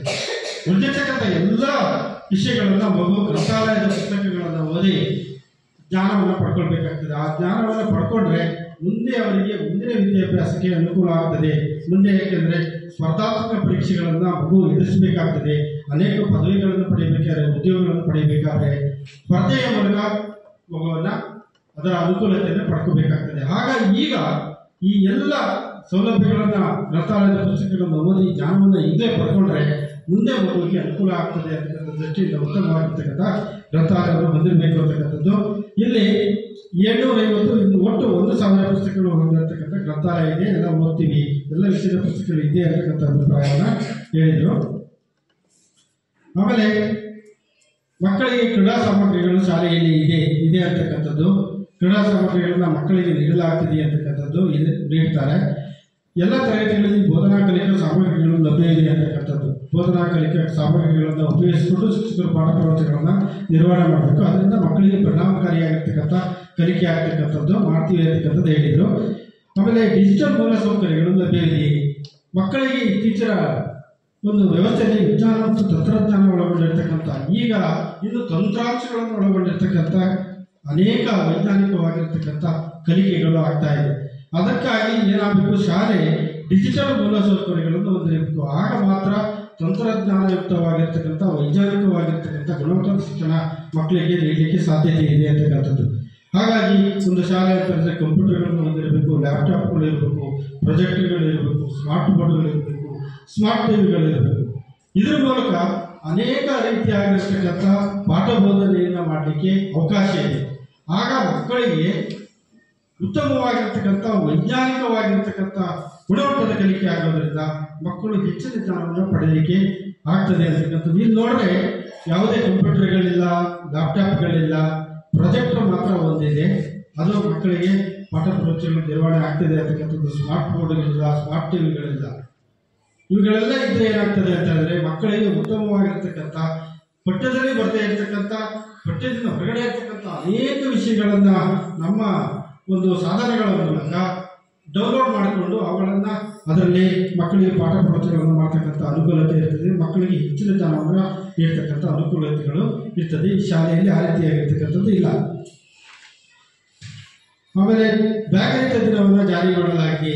ಮಗು ಎಲ್ಲ ದಿನಗಳಲ್ಲಿ ಬ್ಯಾಗ್ ತರಬಾರ್ದು. ಮಗು ತಿಂಗಳಿಗೆ 1-2 ದಿನಗಳಾದರೂ ಬ್ಯಾಗಿಗೆ ಶಾಲೆಗೆ ಬರಬೇಕು, ಸಂಭ್ರಮಿಸಬೇಕು, ಬೇರೆ ಬೇರೆ ಚಟುವಟಿಕೆಗಳಲ್ಲಿ ಭಾಗವಹಿಸಬೇಕು ಅಂತಕ್ಕಂಥದ್ದು ಯೋಜನೆಯ ಒಂದು ಉದ್ದೇಶ. ಇಲ್ಲಿ ಪ್ರತಿ ತಿಂಗಳ 3ನೇ ಶನಿವಾರ ಆ ರೀತಿ ಮಾಡ್ತೀವಿ ಅಂತಕ್ಕಂಥದ್ದು ಹೇಳಿದರು. ಯುವ ಮತ್ತು ಪರಿಸರ ಕ್ಲಬ್ಗಳು ಲಭ್ಯವಿದೆಯೇ? ಮಕ್ಕಳಿಗೆ ಪರಿಸರದ ಜ್ಞಾನವನ್ನು ಮೂಡಿಸ್ತಕ್ಕಂಥ ಹತ್ತಿರದಲ್ಲಿರ್ತಕ್ಕಂಥ ಕೆರೆಕಟ್ಟೆಗಳಿರ್ಬೋದು, ಅನೇಕ ನಮ್ಮ ವೃತ್ತಿ ಕೌಶಲ್ಯಕ್ಕೆ ಸಂಬಂಧಪಟ್ಟಿರ್ತಕ್ಕಂಥ ನಾಟಿ ಮಾಡೋದಿರ್ಬೋದು, ಅಡಿಕೆ ತೋಟಗಳಿರ್ಬೋದು, ಬೇರೆ ಬೇರೆ ರೀತಿಯಾಗಿರ್ತಕ್ಕಂಥ ಅನೇಕ ಇತಿಹಾಸದ ಅನೇಕ ಸ್ಥಳಗಳಿರ್ಬೋದು, ಹಾಗೆ ವಿಜ್ಞಾನಕ್ಕೆ ಸಂಬಂಧಪಟ್ಟಿರ್ತಕ್ಕಂಥ ಅನೇಕ ವಿಷಯಗಳಿರ್ಬೋದು, ಅವುಗಳನ್ನು ಪ್ರಾತ್ಯಕ್ಷತೆಯಿಂದ ಪ್ರತ್ಯಕ್ಷವಾಗಿ ತೋರಿಸ್ತಕ್ಕಂಥ ಒಂದು ಉದ್ದೇಶದಿಂದ ಈ ಯುವ ಮತ್ತು ಪರಿಸರ ಕ್ಲಬ್ವನ್ನು ಜಾರಿಗೆ ತಂದಿರ್ತಕ್ಕಂಥದ್ದು. ಅದರ ಪ್ರಕಾರ ನಾವು ಮಕ್ಕಳಿಗೆ ಮಾಡ್ತೀವಿ ಅಂತಕ್ಕಂಥ ಅಭಿಪ್ರಾಯವನ್ನು ಹೇಳಿದರು. ಸಾಮಗ್ರಿಗಳಿರುವ ಪ್ರಯೋಗಾಲಯಗಳನ್ನು ಅಭಿವೃದ್ಧಿ ಬಳಸಲಾಗ್ತಿದೆ. 6-7ನೇ ತರಗತಿಯ ವಿಜ್ಞಾನ ಪಾಠ ಪ್ರವಚನಗಳನ್ನು ನಿರ್ವಹಣೆ ಮಾಡಬೇಕಾದ್ರೆ ಒಂದು ಪ್ರಯೋಗಾಲಯವನ್ನು, ಉತ್ತಮವಾಗಿರ್ತಕ್ಕಂಥ ಪ್ರಯೋಗಾಲಯವನ್ನು ಶಾಲೆ ಹೊಂದಿರಬೇಕು. ಅದರಲ್ಲಿ ಪ್ರಯೋಗದ ಪರಿಕರಗಳಿರಬೇಕು, ಪ್ರಯೋಗದ ವಸ್ತುಗಳಿರಬೇಕು ಅಂತಕ್ಕಂಥದ್ದು ಯೋಜನೆಯ ಪ್ರಮುಖ ಉದ್ದೇಶ. ಇಲ್ಲಿ ಅದಕ್ಕೆ ಬೇಕಾಗಿರ್ತಕ್ಕಂಥದ್ದು ಎಲ್ಲವೂ ಇದೆ ಅಂತಕ್ಕಂಥದ್ದು ಹೇಳಿದರು, ನಾವು ನೋಡಿದ್ವಿ. ವಿಜ್ಞಾನ ಮತ್ತು ಗಣಿತ ಕಿಟ್ ಲಭ್ಯವಿದೆಯೇ? ಕಿಟ್ಗಳ ಮೂಲಕ ಪಾಠ ಪ್ರವಚನ ಮಾಡಿದಾಗ ಪರಿಣಾಮಕಾರಿಯಾಗಿರ್ತಕ್ಕಂಥ ಕಲಿಕೆ ಆಗ್ತದೆ, ಅದು ಇದೆ ಆಗ್ತಕ್ಕಂಥದ್ದು. ಸ್ವಯಂ ರಕ್ಷಣಾ ತರಬೇತಿಯನ್ನು ಹೆಣ್ಣು ಮಕ್ಕಳಿಗೆ ನೀಡಲಾಗ್ತಿದೆಯೇ? ಹೆಣ್ಣು ಮಕ್ಕಳಿಗೆ ವಿಶೇಷವಾಗಿ ಅವರ ರಕ್ಷಣೆಯನ್ನು ಮಾಡಿಕೊಳ್ತಕ್ಕಂಥದ್ದು ಕರಾಟೆಯನ್ನು ಕಲಿಸ್ತಕ್ಕಂಥದ್ದು ಇಲ್ಲಿ ಕಲಿಸ್ತೀವಿ ಅಂತಕ್ಕಂಥದ್ದನ್ನು ಹೇಳಿದರು. ಶಾಲೆಯಲ್ಲಿ ಘನ ಮತ್ತು ದ್ರವತ್ಯಾಜ್ಯದ ವಿಲೇವಾರಿ ಹೇಗೆ ಅಂತಕ್ಕಂಥದ್ದು, ಅಲ್ಲಿ ಸ್ಥಳೀಯ ಸರ್ಕಾರವಾಗಿರ್ತಕ್ಕಂಥ ಗ್ರಾಮ ಪಂಚಾಯತಿ ವಿಲೇವಾರಿ ಮಾಡ್ತದೆ ಅಂತಕ್ಕಂಥ ಅಭಿಪ್ರಾಯವನ್ನು ಹೇಳಿದರು. ಕೆಲವು ಮೂಲಸೌಕರ್ಯಗಳು ಇತರೆ ಇಲಾಖೆಗಳಿಂದ ಯೋಜನೆಗಳಿಂದ ಮಂಜೂರಾಗಿದೆ ಮತ್ತು ನಿರ್ವಹಿಸಲಾಗಿದೆ. ಶಾಲೆಗಳ ಮೂಲ ಸೌಕರ್ಯಗಳನ್ನು ಪಡ್ಕೊಳ್ಳಿಕ್ಕೆ ಇಲಾಖೆಯಿಂದ ಪಡೆತಕ್ಕಂಥ ಅನುದಾನ ಸಾಕಾಗೋದಿಲ್ಲ. ಇಲಾಖೆ ಅಷ್ಟು ಅನುದಾನವನ್ನು ಹೊಂದಿರೋದಿಲ್ಲ. ಹಾಗಾಗಿ ಬೇರೆ ಬೇರೆ ಇಲಾಖೆಗಳಿಂದ ಅನುದಾನವನ್ನು ಪಡೆದುಕೊಂಡು ಶಾಲೆಯ ಮೂಲಭೂತ ಸೌಕರ್ಯಗಳನ್ನು ಅಭಿವೃದ್ಧಿಪಡಿಸಲಿಕ್ಕೆ ಸರ್ಕಾರ ಅವಕಾಶ ಮಾಡಿಕೊಟ್ಟಿದೆ. ಗ್ರಾಮ ಪಂಚಾಯತಿ ಇರ್ಬೋದು, ತಾಲೂಕು ಪಂಚಾಯತಿ ಇರ್ಬೋದು, ಜಿಲ್ಲಾ ಪಂಚಾಯತಿ ಇರ್ಬೋದು, ಶಾಸಕರು, ಸಂಸದರು, ವಿಧಾನ ಪರಿಷತ್ ಸದಸ್ಯರು, ಶಿಕ್ಷಕರ ಪ್ರತಿನಿಧಿಗಳ ಅನುದಾನಗಳನ್ನು ಪಡ್ಕೊಂಡು ಶಾಲೆಯನ್ನು ಅಭಿವೃದ್ಧಿಪಡಿಸಲಿಕ್ಕೆ ಸರ್ಕಾರ ಎಲ್ಲ ರೀತಿಯಾಗಿರ್ತಕ್ಕಂಥ ಅವಕಾಶಗಳನ್ನು ಮಾಡಿಕೊಟ್ಟಿದೆ. ಇತ್ತೀಚೆಗೆ ನಿಮ್ಮ ಶಾಲೆಗೆ ಸಂಬಂಧಪಟ್ಟಿರ್ತಕ್ಕಂಥ ಯಾವ್ಯಾವ ಮೂಲಸೌಕರ್ಯಗಳು ಬಂದಿದೆ ಅಂತಕ್ಕಂಥದ್ದನ್ನು ನಾವು ನೋಡಬೇಕಾಗ್ತದೆ. ಅದರಲ್ಲಿ ಒಂದು ಗ್ರಾಮ ಪಂಚಾಯತ್ ವತಿಯಿಂದ ಶೌಚಾಲಯ ಒಂದು 2021-22ನೇ ಸಾಲಿನಲ್ಲಿ ಬಂದಿದೆ ಒಂದು ಕಾಮಗಾರಿ. ಇನ್ನೊಂದು ಅಡುಗೆ ಕೊಠಡಿ ಈಗಾಗಲೇ ನಿರ್ಮಾಣ ಆಗ್ತಾ ಇದೆ. 25-26ನೇ ಸಾಲಿನಲ್ಲಿ ಒಟ್ಟು 7 ಲಕ್ಷ ಅನುದಾನವನ್ನು ಇಟ್ಕೊಂಡು ಈಗಾಗಲೇ ನಿರ್ಮಾಣ ಹಂತದಲ್ಲಿ ಬಂದಿದೆ. ಈ 2 ಕಾಮಗಾರಿ ಬಿಟ್ಟರೆ 2020ರಿಂದ ಈಚೆಗೆ ಯಾವುದೇ ಕಾಮಗಾರಿ ಈ ಶಾಲೆಗೆ ಬಂದಿಲ್ಲ, ಯಾವುದೇ ಇಲಾಖೆ ಇಲ್ಲ. ಆಮೇಲೆ ಶಿಕ್ಷಕರಿಗೆ ಸಂಬಂಧಪಟ್ಟಂತೆ ಶಿಕ್ಷಕರು ನಿಯಮಿತವಾಗಿ ಶಾಲೆಗೆ ಹಾಜರಾಗ್ತಾರೆಯೇ? ಅಂದರೆ ಶಿಕ್ಷಕರು ಪ್ರತಿದಿನ ಶಾಲೆಗೆ ತಡವಾಗಿ ಬರ್ತಾರೆಯೇ? ಶಿಕ್ಷಕರು ಪ್ರತಿದಿನ ಶಾಲೆಯಿಂದ ಮುಂಚಿತವಾಗಿ ತೆರಳುತ್ತಾರೆಯೇ ಅಂತಕ್ಕಂಥದ್ದನ್ನು ಪರಿಶೀಲನೆ ಒಳಪಡಿಸಬೇಕಾಗ್ತದೆ. ಶಿಕ್ಷಣ ಇಲಾಖೆ ಸಮಯವನ್ನು ನಿಗದಿ ಮಾಡಿದೆ. ಬೆಳಿಗ್ಗೆ 9:50 10 ಗಂಟೆನೋ ಅಥವಾ ಸಂಜೆ 4 ಗಂಟೆನೋ 4:20 4:30 ಒಂದು ನಿಗದಿಯಾದ ಸಮಯವನ್ನು ನಿಗದಿ ಮಾಡಿದೆ. ಎಲ್ಲ ಸಾರ್ವಜನಿಕವಾಗಿರ್ತಕ್ಕಂಥ ಎಲ್ಲ ಸರ್ಕಾರಿ ಶಾಲೆಗಳಲ್ಲಿ ಅದರ ಪ್ರಕಾರ ಶಿಕ್ಷಕರು ಬರಬೇಕು, ಸಮಯವನ್ನು ಪಾಲನೆ ಮಾಡಬೇಕು, ಪಾಠ ಪ್ರವಚನಗಳನ್ನು ನಿರ್ವಹಣೆ ಮಾಡಬೇಕು, ನಿರ್ಗಮಿಸಬೇಕು ಅಂತಕ್ಕಂಥ ನಿಯಮ ಇದೆ. ಅದರ ಪ್ರಕಾರ ಇದೆಯೇ ಇಲ್ಲವೇ ಅಂತಕ್ಕಂಥದ್ದನ್ನು ನಾವು ಪರಿಶೀಲನೆ ಮಾಡಿದ್ವಿ. ಎಲ್ಲ ಇದೆ, ಬರ್ತಾರೆ ಶಾಲೆಗೆ ನಿಯಮಿತವಾಗಿ ಬರ್ತಾರೆ, ಶಾಲೆಯಿಂದ ಮುಂಚಿತವಾಗಿ ತೆರಳೋದಿಲ್ಲ, ಹೀಗೆಲ್ಲ ಅಭಿಪ್ರಾಯ ಬಂತು. ಹಾಗೇನಾದ್ರು ಇದ್ದರೆ ನೀವು ಸಹ ಈ ಸಭೆಯಲ್ಲಿ ತಮ್ಮ ಅಭಿಪ್ರಾಯವನ್ನು ತಿಳಿಸಬಹುದು. ನಾವು ಕೆಲವೇ ಪೋಷಕರನ್ನು ಮಾತ್ರ ಭೇಟಿ ಮಾಡಿರ್ತಕ್ಕಂಥದ್ದು, ಮಕ್ಕಳನ್ನು ಕೇಳಿರ್ತಕ್ಕಂಥದ್ದು, ಅವರು ಇಲ್ಲ ಅಂತಕ್ಕಂಥದ್ದು ಹೇಳಿದ್ದಾರೆ. ನಿಮ್ಮ ಗಮನಕ್ಕೆ ಏನಾದರೂ ಬಂದರೆ ಸಭೆಯಲ್ಲಿ ತಾವು ಅಭಿಪ್ರಾಯ ನೀಡಲಿಕ್ಕೆ ಮುಕ್ತರಾಗಿದ್ದೀವಿ. ಅದೇ ರೀತಿ ನಾವು ವರದಿಯಲ್ಲಿ ಸೇರಿಸಿ ಸರ್ಕಾರಕ್ಕೆ ನಾವು ಕಳಿಸ್ತೀವಿ. ಶಿಕ್ಷಕರು ನಿಯತಕಾಲಿಕವಾಗಿ ಪೋಷಕರನ್ನು ಭೇಟಿ ಮಾಡಿ ಮಕ್ಕಳ ಹಾಜರಾತಿ, ಸಾಮರ್ಥ್ಯ ಮತ್ತು ಕಲಿಕಾ ಪ್ರಗತಿಗಳ ಬಗ್ಗೆ ವಿವರಿಸುತ್ತಾರೆಯೇ? ಆಮೇಲೆ ಪಾಠ ಪ್ರವಚನ ಮಾಡ್ತಕ್ಕಂಥದ್ದು, ಕಾಲಕಾಲಕ್ಕೆ ಪರೀಕ್ಷೆಗಳನ್ನು, ಘಟಕ ಪರೀಕ್ಷೆಗಳನ್ನು ಮಾಡ್ತಕ್ಕಂಥದ್ದು, ಮೌಲ್ಯಾಂಕನ ಮಾಡ್ತಕ್ಕಂಥದ್ದು, ಮಗು ಯಾವ ಹಂತದಲ್ಲಿದೆ ಅಂತಕ್ಕಂಥದ್ದು ಮಕ್ಕಳ ಪೋಷಕರಿಗೆ ಮತ್ತು ಮಗುವಿಗೆ ತಿಳಿಸ್ತಕ್ಕಂಥದ್ದು. ಮಗು ಏನಾದರೂ ಕಲಿಕೆಯಲ್ಲಿ ಹಿಂದೆ ಇದ್ದರೆ ಆ ಮಗುವಿನ ಕಲಿಕೆಯನ್ನು ಮುಂದೆ ತರ್ತಕ್ಕಂಥ ಯಾವ್ಯಾವ ಕ್ರಮಗಳನ್ನು ಕೈಗೊಳ್ಳಬೇಕು ಅಂತಕ್ಕಂಥದ್ದನ್ನು ಎಲ್ಲ ಪ್ರಕ್ರಿಯೆಗಳನ್ನು ಶಿಕ್ಷಣ ಇಲಾಖೆ ನಿಯಮದ ಪ್ರಕಾರ ಕೈಗೊಳ್ಳಬೇಕಾಗ್ತದೆ. ಅದನ್ನು ಮಾಡಿದ್ದೀವಿ ಅಂತಕ್ಕಂಥದ್ದನ್ನು ಹೇಳಿದರು. ಆಮೇಲೆ ಇತ್ತೀಚೆಗೆ ಶಿಕ್ಷಕರು ತರಬೇತಿಯನ್ನು ಪಡೆದಿರ್ತಾರೆಯೇ? ಯೋಜನೆಯ ನಿಯಮದ ಪ್ರಕಾರ ಕಾಲಕಾಲಕ್ಕೆ ಶಿಕ್ಷಣದಲ್ಲಿ ಅನೇಕ ಬದಲಾವಣೆಗಳಾಗ್ತದೆ. ಮಕ್ಕಳಿಗೆ ಗುಣಮಟ್ಟದ ಶಿಕ್ಷಣವನ್ನು ನೀಡಬೇಕಾದ್ರೆ ಶಿಕ್ಷಕರ ಕಾರ್ಯಕ್ಷಮತೆಯನ್ನು ಹೆಚ್ಚಿಸಬೇಕಾಗ್ತದೆ. ಅದಕ್ಕಾಗಿ ಇಲಾಖೆ ಆಗಾಗ್ಗೆ ಶಿಕ್ಷಕರಿಗೆ ಅನೇಕ ರೀತಿಯಾಗಿರ್ತಕ್ಕಂಥ ತರಬೇತಿಯನ್ನು ನೀಡ್ತದೆ. ಯಾವ್ಯಾವ ತರಬೇತಿಯನ್ನು ಪಡ್ಕೊಂಡಿದ್ದಾರೆ ಈ ಶಿಕ್ಷಕರು ಅಂತಕ್ಕಂಥದ್ದು ENK ಇಂಗ್ಲೀಷ್ನಲ್ಲಿ ಇಂಗ್ಲೀಷ್ ಭಾಷೆಯ ಅಭಿವೃದ್ಧಿಗೆ ಒಬ್ಬ ಶಿಕ್ಷಕರು ತರಬೇತಿಯನ್ನು ಪಡೆದಿದ್ದಾರೆ. ಭಾಷಾ ಸಂಪನ್ಮೂಲ ಅಭಿವೃದ್ಧಿ ತರಬೇತಿಯನ್ನು ಒಬ್ಬ ಶಿಕ್ಷಕರು ಪಡೆದಿದ್ದಾರೆ. ಪದವೀಧರ ಶಿಕ್ಷಕರಿಗೆ ಬುನಾದಿ ತರಬೇತಿಯನ್ನು ಇಬ್ಬರು ಶಿಕ್ಷಕರು ಪಡೆದಿದ್ದಾರೆ. ವೃತ್ತಿಪರಕ್ಕೆ ಸಂಬಂಧಪಟ್ಟಿರ್ತಕ್ಕಂಥ ಒಬ್ಬ ಶಿಕ್ಷಕರು ಪಡೆದಿರ್ತಕ್ಕಂಥದ್ದು. ಸ್ಕೌಟ್ ಮತ್ತು ಗೈಡ್ಸ್ ತರಬೇತಿಯನ್ನು ಒಬ್ಬ ಶಿಕ್ಷಕರು ಪಡೆದಿರ್ತಕ್ಕಂಥದ್ದು ಇಲ್ಲಿ ಕಂಡುಬಂದಿದೆ. ಆಮೇಲೆ ಮಕ್ಕಳ ಮ್ಯಾಪಿಂಗ್ ಮತ್ತು ಜಾಡಿ ಹಿಡಿಯುವ ಕಾರ್ಯವನ್ನು ಮಾಡಲಾಗಿದೆ. ಮಗು ಏನಾದರೂ ಶಾಲೆಗೆ ದಾಖಲಾಗಿ ಶಾಲೆಗೆ ಬರ್ತಾ ಇದ್ರೆ, ಮಗು ಏನಾದರೂ ಶಾಲೆಗೆ ಬರಲಿಕ್ಕೆ ವಯಸ್ಸು ಅರ್ಹತೆ ಹೊಂದಿರತಕ್ಕಂಥ ಮಗು ಶಾಲೆಗೆ ದಾಖಲಾಗದೇ ಇದ್ದರೆ ಅಂಥ ಮಗುವನ್ನು ಮ್ಯಾಪಿಂಗ್ ಮಾಡಬೇಕಾಗ್ತದೆ ಶಾಲೆ ತಮ್ಮ ಶಾಲಾ ಪರಿಸರದಲ್ಲಿ. ಅಂಥ ಮಗುವನ್ನು ಹೋಗಿ ಜಾಡು ಹಿಡಿದು ಅಂದರೆ ಸಂಪರ್ಕ ಮಾಡಿ ಆ ಮಗುವನ್ನು ಶಾಲೆಗೆ ತರ್ತಕ್ಕಂಥ ಕಾರ್ಯವನ್ನು ಶಾಲೆ ಮಾಡಬೇಕಾಗ್ತದೆ. ಅದನ್ನು ಮಾಡ್ತೀವಿ ಅಂತಕ್ಕಂಥದ್ದು ಹೇಳಿದರು. ಶಾಲೆಯನ್ನು ಇತರ ಉದ್ದೇಶಗಳಿಗಾಗಿ ಬಳಸಲಾಗ್ತದೆ.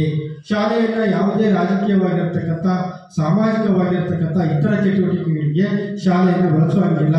ಕಡ್ಡಾಯ ನಿಯಮ, ಯಾವುದು ಬಳಸುವುದಿಲ್ಲ ಅಂತಕ್ಕಂಥ ಅಭಿಪ್ರಾಯವನ್ನು ಹೇಳಿದರು. ಪ್ರವೇಶ ಶುಲ್ಕ, ಅರ್ಜಿ ಶುಲ್ಕ, ಕ್ಯಾಪ್ಟನ್ಸಿ ಶುಲ್ಕ, ಬೋಧನಾ ಶುಲ್ಕ, ಇತರೆ ಶುಲ್ಕಗಳನ್ನು ಪಡೆಯಲಾಗ್ತದೆಯೇ? ಏಕೆಂದರೆ 1ನೇ ತರಗತಿಯಿಂದ 11ನೇ ತರಗತಿವರೆಗೆ ಉಚಿತ ಮತ್ತು ಕಡ್ಡಾಯ ಶಿಕ್ಷಣ, ಯಾವುದೇ ಶುಲ್ಕವನ್ನು ಪಡೆಯುವಂತಿಲ್ಲ. ಆ ರೀತಿ ಪಡಿತಾ ಇಲ್ಲ ಅಂತಕ್ಕಂಥ ಅಭಿಪ್ರಾಯವನ್ನು ಹೇಳಿದರು. ಶಾಲಾ ಅಭಿವೃದ್ಧಿ ಮತ್ತು ಮೇಲುಸ್ತುವಾರಿ ಸಮಿತಿಯನ್ನು ರಚಿಸಲಾಗಿದೆ. ಒಂದು ಶಾಲೆ ಭೌತಿಕವಾಗಿ ಮತ್ತು ಶೈಕ್ಷಣಿಕವಾಗಿ ಅಭಿವೃದ್ಧಿಯಾಗಬೇಕಾದ್ರೆ ಶಿಕ್ಷಕರ ಪಾತ್ರ ಎಷ್ಟಿದೆಯೋ ಅಷ್ಟೇ ಪಾತ್ರ ಶಾಲಾ ಅಭಿವೃದ್ಧಿ ಸಮಿತಿ STMC ಸಮಿತಿ ಇರ್ತದೆ. ಸರ್ಕಾರ ಅವಕಾಶ ಮಾಡಿಕೊಟ್ಟಿದೆ. ಶಾಲೆಯ ಎಲ್ಲ ಒಂದು ಕಾರ್ಯಚಟುವಟಿಕೆಗಳಲ್ಲಿ ಕ್ರಿಯಾತ್ಮಕವಾಗಿ ಈ STMC ಸಮಿತಿ ಪಾಲ್ಗೊಳ್ಳಬೇಕು ಅಂತಕ್ಕಂಥದ್ದು ಎಲ್ಲ ಅವಕಾಶಗಳನ್ನು ಮಾಡಿಕೊಟ್ಟಿದೆ ಸರ್ಕಾರ. ಹಾಗಾಗಿ ಯಾವ ಶಾಲಾ STMC ಸಮಿತಿ ಕ್ರಿಯಾತ್ಮಕವಾಗಿ ಹೆಚ್ಚು ಆಸಕ್ತಿಯಿಂದ ಪಾಲ್ಗೊಳ್ಳುತ್ತದೋ ಆ ಶಾಲೆ ಉತ್ತಮವಾಗಿ ಅಭಿವೃದ್ಧಿ ಆಗ್ತದೆ. ಉತ್ತಮವಾಗಿರ್ತಕ್ಕಂಥ ಶಿಕ್ಷಣ ಕೊಡ್ತಕ್ಕಂಥ ಶಿಕ್ಷಣದ ವಾತಾವರಣವನ್ನು ಹೊಂದಿರ್ತದೆ. ಇಲ್ಲೂ ಹಾಗೆ ಶಾಲಾಭಿವೃದ್ಧಿ ಮತ್ತು ಮೇಲುಸ್ತುವಾರಿ ಸಮಿತಿ ಉತ್ತಮವಾಗಿರ್ತಕ್ಕಂಥ ಒಂದು ಕಾರ್ಯವನ್ನು ನಿರ್ವಹಿಸುತ್ತದೆ ಅಂತಕ್ಕಂಥ ಅಭಿಪ್ರಾಯವನ್ನು ವ್ಯಕ್ತಪಡಿಸಿದರು. ಆಮೇಲೆ ಅದೇ ರೀತಿ ಒಂದು STMC ಸಮಿತಿ ಅಂತ ಹೇಳಿದ್ರೆ ಒಂದು ವರ್ಷದಲ್ಲಿ 12 ಸಭೆಗಳನ್ನು ಮಾಡಬೇಕು ಅಂತಕ್ಕಂಥದ್ದು ಯೋಜನೆಯ ನಿಯಮ ಇದೆ. ಪ್ರತಿ ತಿಂಗಳು STMC ಸಭೆಗಳು ನಡೀಬೇಕು. ಅದರಲ್ಲಿ ಶಾಲೆಯ ಎಲ್ಲ ಭೌತಿಕವಾಗಿರ್ತಕ್ಕಂಥ ಶೈಕ್ಷಣಿಕವಾಗಿರ್ತಕ್ಕಂಥ ಚರ್ಚೆಗಳಾಗಬೇಕು. ಆ ಚರ್ಚೆ ನಡವಳಿಕೆಯಲ್ಲಿ ಆಗಬೇಕು ಅಂತಕ್ಕಂಥದ್ದು. ಆ ರೀತಿಯಾಗಿ ನೋಡಿದಾಗ ಇಲ್ಲಿ 16 ಸಭೆಗಳು ನಡೆದಿರ್ತಕ್ಕಂಥದ್ದು ನಮಗೆ ಕಂಡು ಬಂತು. ಆಮೇಲೆ ಒಂದು ಶಾಲೆ ಅಂತ ಹೇಳಿದ್ರೆ ಇಲಾಖೆಗೆ ಸಂಬಂಧಪಟ್ಟಿರ್ತಕ್ಕಂಥ ಉನ್ನತ ಅಧಿಕಾರಿಗಳು ಆಗಾಗ್ಗೆ ಶಾಲೆಗೆ ಭೇಟಿ ನೀಡಬೇಕು ಅಂತಕ್ಕಂಥ ನಿಯಮ ಇದೆ. ಹಾಗಾಗಿ ಇಲ್ಲಿ ಕ್ಷೇತ್ರ ಶಿಕ್ಷಣಾಧಿಕಾರಿಗಳು ಶಾಲೆಗೆ 8 ಸಾರಿ ಭೇಟಿ ನೀಡಿದ್ದಾರೆ ಅಂತಕ್ಕಂಥದ್ದನ್ನು ನಾವು ದಾಖಲಾತಿಗಳನ್ನು ಪರಿಶೀಲನೆ ಮಾಡಬೇಕಾಗ್ತದೆ. ಇಲ್ಲಿ BO ಅವರು 1 ಸಾರಿ ಭೇಟಿ ನೀಡಿರ್ತಕ್ಕಂಥ ದಾಖಲಾತಿ ನಿರ್ವಹಣೆ ಆಗಿದೆ. ಆಮೇಲೆ ಕ್ಷೇತ್ರ ಸಮನ್ವಯಾಧಿಕಾರಿಗಳು ಎಷ್ಟು ಸಾರಿ ಭೇಟಿ ನೀಡಿದ್ದಾರೆ ಅಂತಕ್ಕಂಥದ್ದನ್ನು ನೋಡಬೇಕಾಗ್ತದೆ. ಅವರು ಸಹ ಒಬ್ಬ ಭೇಟಿ ನೀಡಿರ್ತಕ್ಕಂಥದ್ದು ಕಂಡುಬಂತು 2023-24ನೇ ಸಾಲಿನಲ್ಲಿ. ಕ್ಲಸ್ಟರ್ ಸಂಪನ್ಮೂಲ ವ್ಯಕ್ತಿಯು ಒಂದು ಶಾಲೆಗೆ 12 ತಿಂಗಳಲ್ಲಿ 8 ಸಾರಿ ಭೇಟಿ ನೀಡಿದ್ದಾರೆ. ಒಂದು ಶೈಕ್ಷಣಿಕ ವರ್ಷವನ್ನು ತೆಗೆದುಕೊಂಡು ಒಂದು CRP ಅವರು ಒಂದು ಶೈಕ್ಷಣಿಕ ವರ್ಷದಲ್ಲಿ ಒಂದು ಶಾಲೆಗೆ 12 ಭೇಟಿಗಳನ್ನು ನೀಡಬೇಕಾಗ್ತದೆ ಅಂತಕ್ಕಂಥ ನಿಯಮ ಇದೆ. ಏಕೆಂತಂದರೆ CRP ಇಲಾಖೆಗೆ ಮತ್ತು ಶಾಲೆಗೆ ಕೊಂಡಿ ಇದ್ದಂತೆ. ಇಲಾಖೆ ಎಲ್ಲ ಮಾಹಿತಿಗಳನ್ನು ಶಾಲೆಗೆ ತಲುಪಿಸ್ತಕ್ಕಂಥದ್ದು, ಶಾಲೆಯ ಎಲ್ಲ ಮಾಹಿತಿಗಳನ್ನು ಇಲಾಖೆಗೆ ತಲುಪಿಸ್ತಕ್ಕಂಥದ್ದು. ಹೀಗೆ ಸಮನ್ವಯವನ್ನು ಸಾಧಿಸಿ ಶಾಲೆಯಲ್ಲಿ ಉತ್ತಮವಾಗಿರ್ತಕ್ಕಂಥ ಶೈಕ್ಷಣಿಕ ವಾತಾವರಣವನ್ನು ನಿರ್ಮಾಣ ಮಾಡುವಲ್ಲಿ ಅವರ ಪಾತ್ರ ಪ್ರಮುಖವಾಗಿರ್ತಕ್ಕಂಥದ್ದು. ಹಾಗಾಗಿ ಅವರು 12 ಭೇಟಿಗಳನ್ನು ನೀಡಬೇಕು ಅಂತಕ್ಕಂಥದ್ದು ನಿಯಮ ಇದೆ, ಕಡ್ಡಾಯ ನಿಯಮ ಇದೆ. ಇಲ್ಲಿ ನಾವು ದಾಖಲಾತಿ ನೋಡಿದಾಗ 12 ಭೇಟಿಗಳನ್ನು ಮಾಡಿರ್ತಕ್ಕಂಥದ್ದು ದಾಖಲಾತಿ ಮೂಲಕ ನಮಗೆ ಕಂಡುಬಂತು. ಆಮೇಲೆ ಕ್ರೀಡಾ ಸಾಮಗ್ರಿಗಳಿಗೆ ಏನಾದರೂ ಅನುದಾನವನ್ನು ಸಿಕ್ಕಿದೆ ಅಂತಕ್ಕಂಥದ್ದು 10,000 ರೂಪಾಯಿ ಅನುದಾನ ಸಿಕ್ಕಿದೆ. ಅದರ ಪ್ರಕಾರ ಕ್ರೀಡಾ ಸಾಮಗ್ರಿಗಳನ್ನು ಖರೀದಿ ಮಾಡಿದ್ದಾರೆ. ಗ್ರಂಥಾಲಯಕ್ಕೆ ಅನುದಾನವನ್ನು ಏನಾದರೂ ಪಡೆದುಕೊಂಡಿರ್ತಕ್ಕಂಥದ್ದು 6,000 ರೂಪಾಯಿ ಅನುದಾನವನ್ನು ಪಡೆದಿದ್ದಾರೆ. ಮಾರ್ಗಸೂಚಿ ಪ್ರಕಾರ 112 ಪುಸ್ತಕಗಳನ್ನು ಖರೀದಿಸಲಾಗಿದೆ.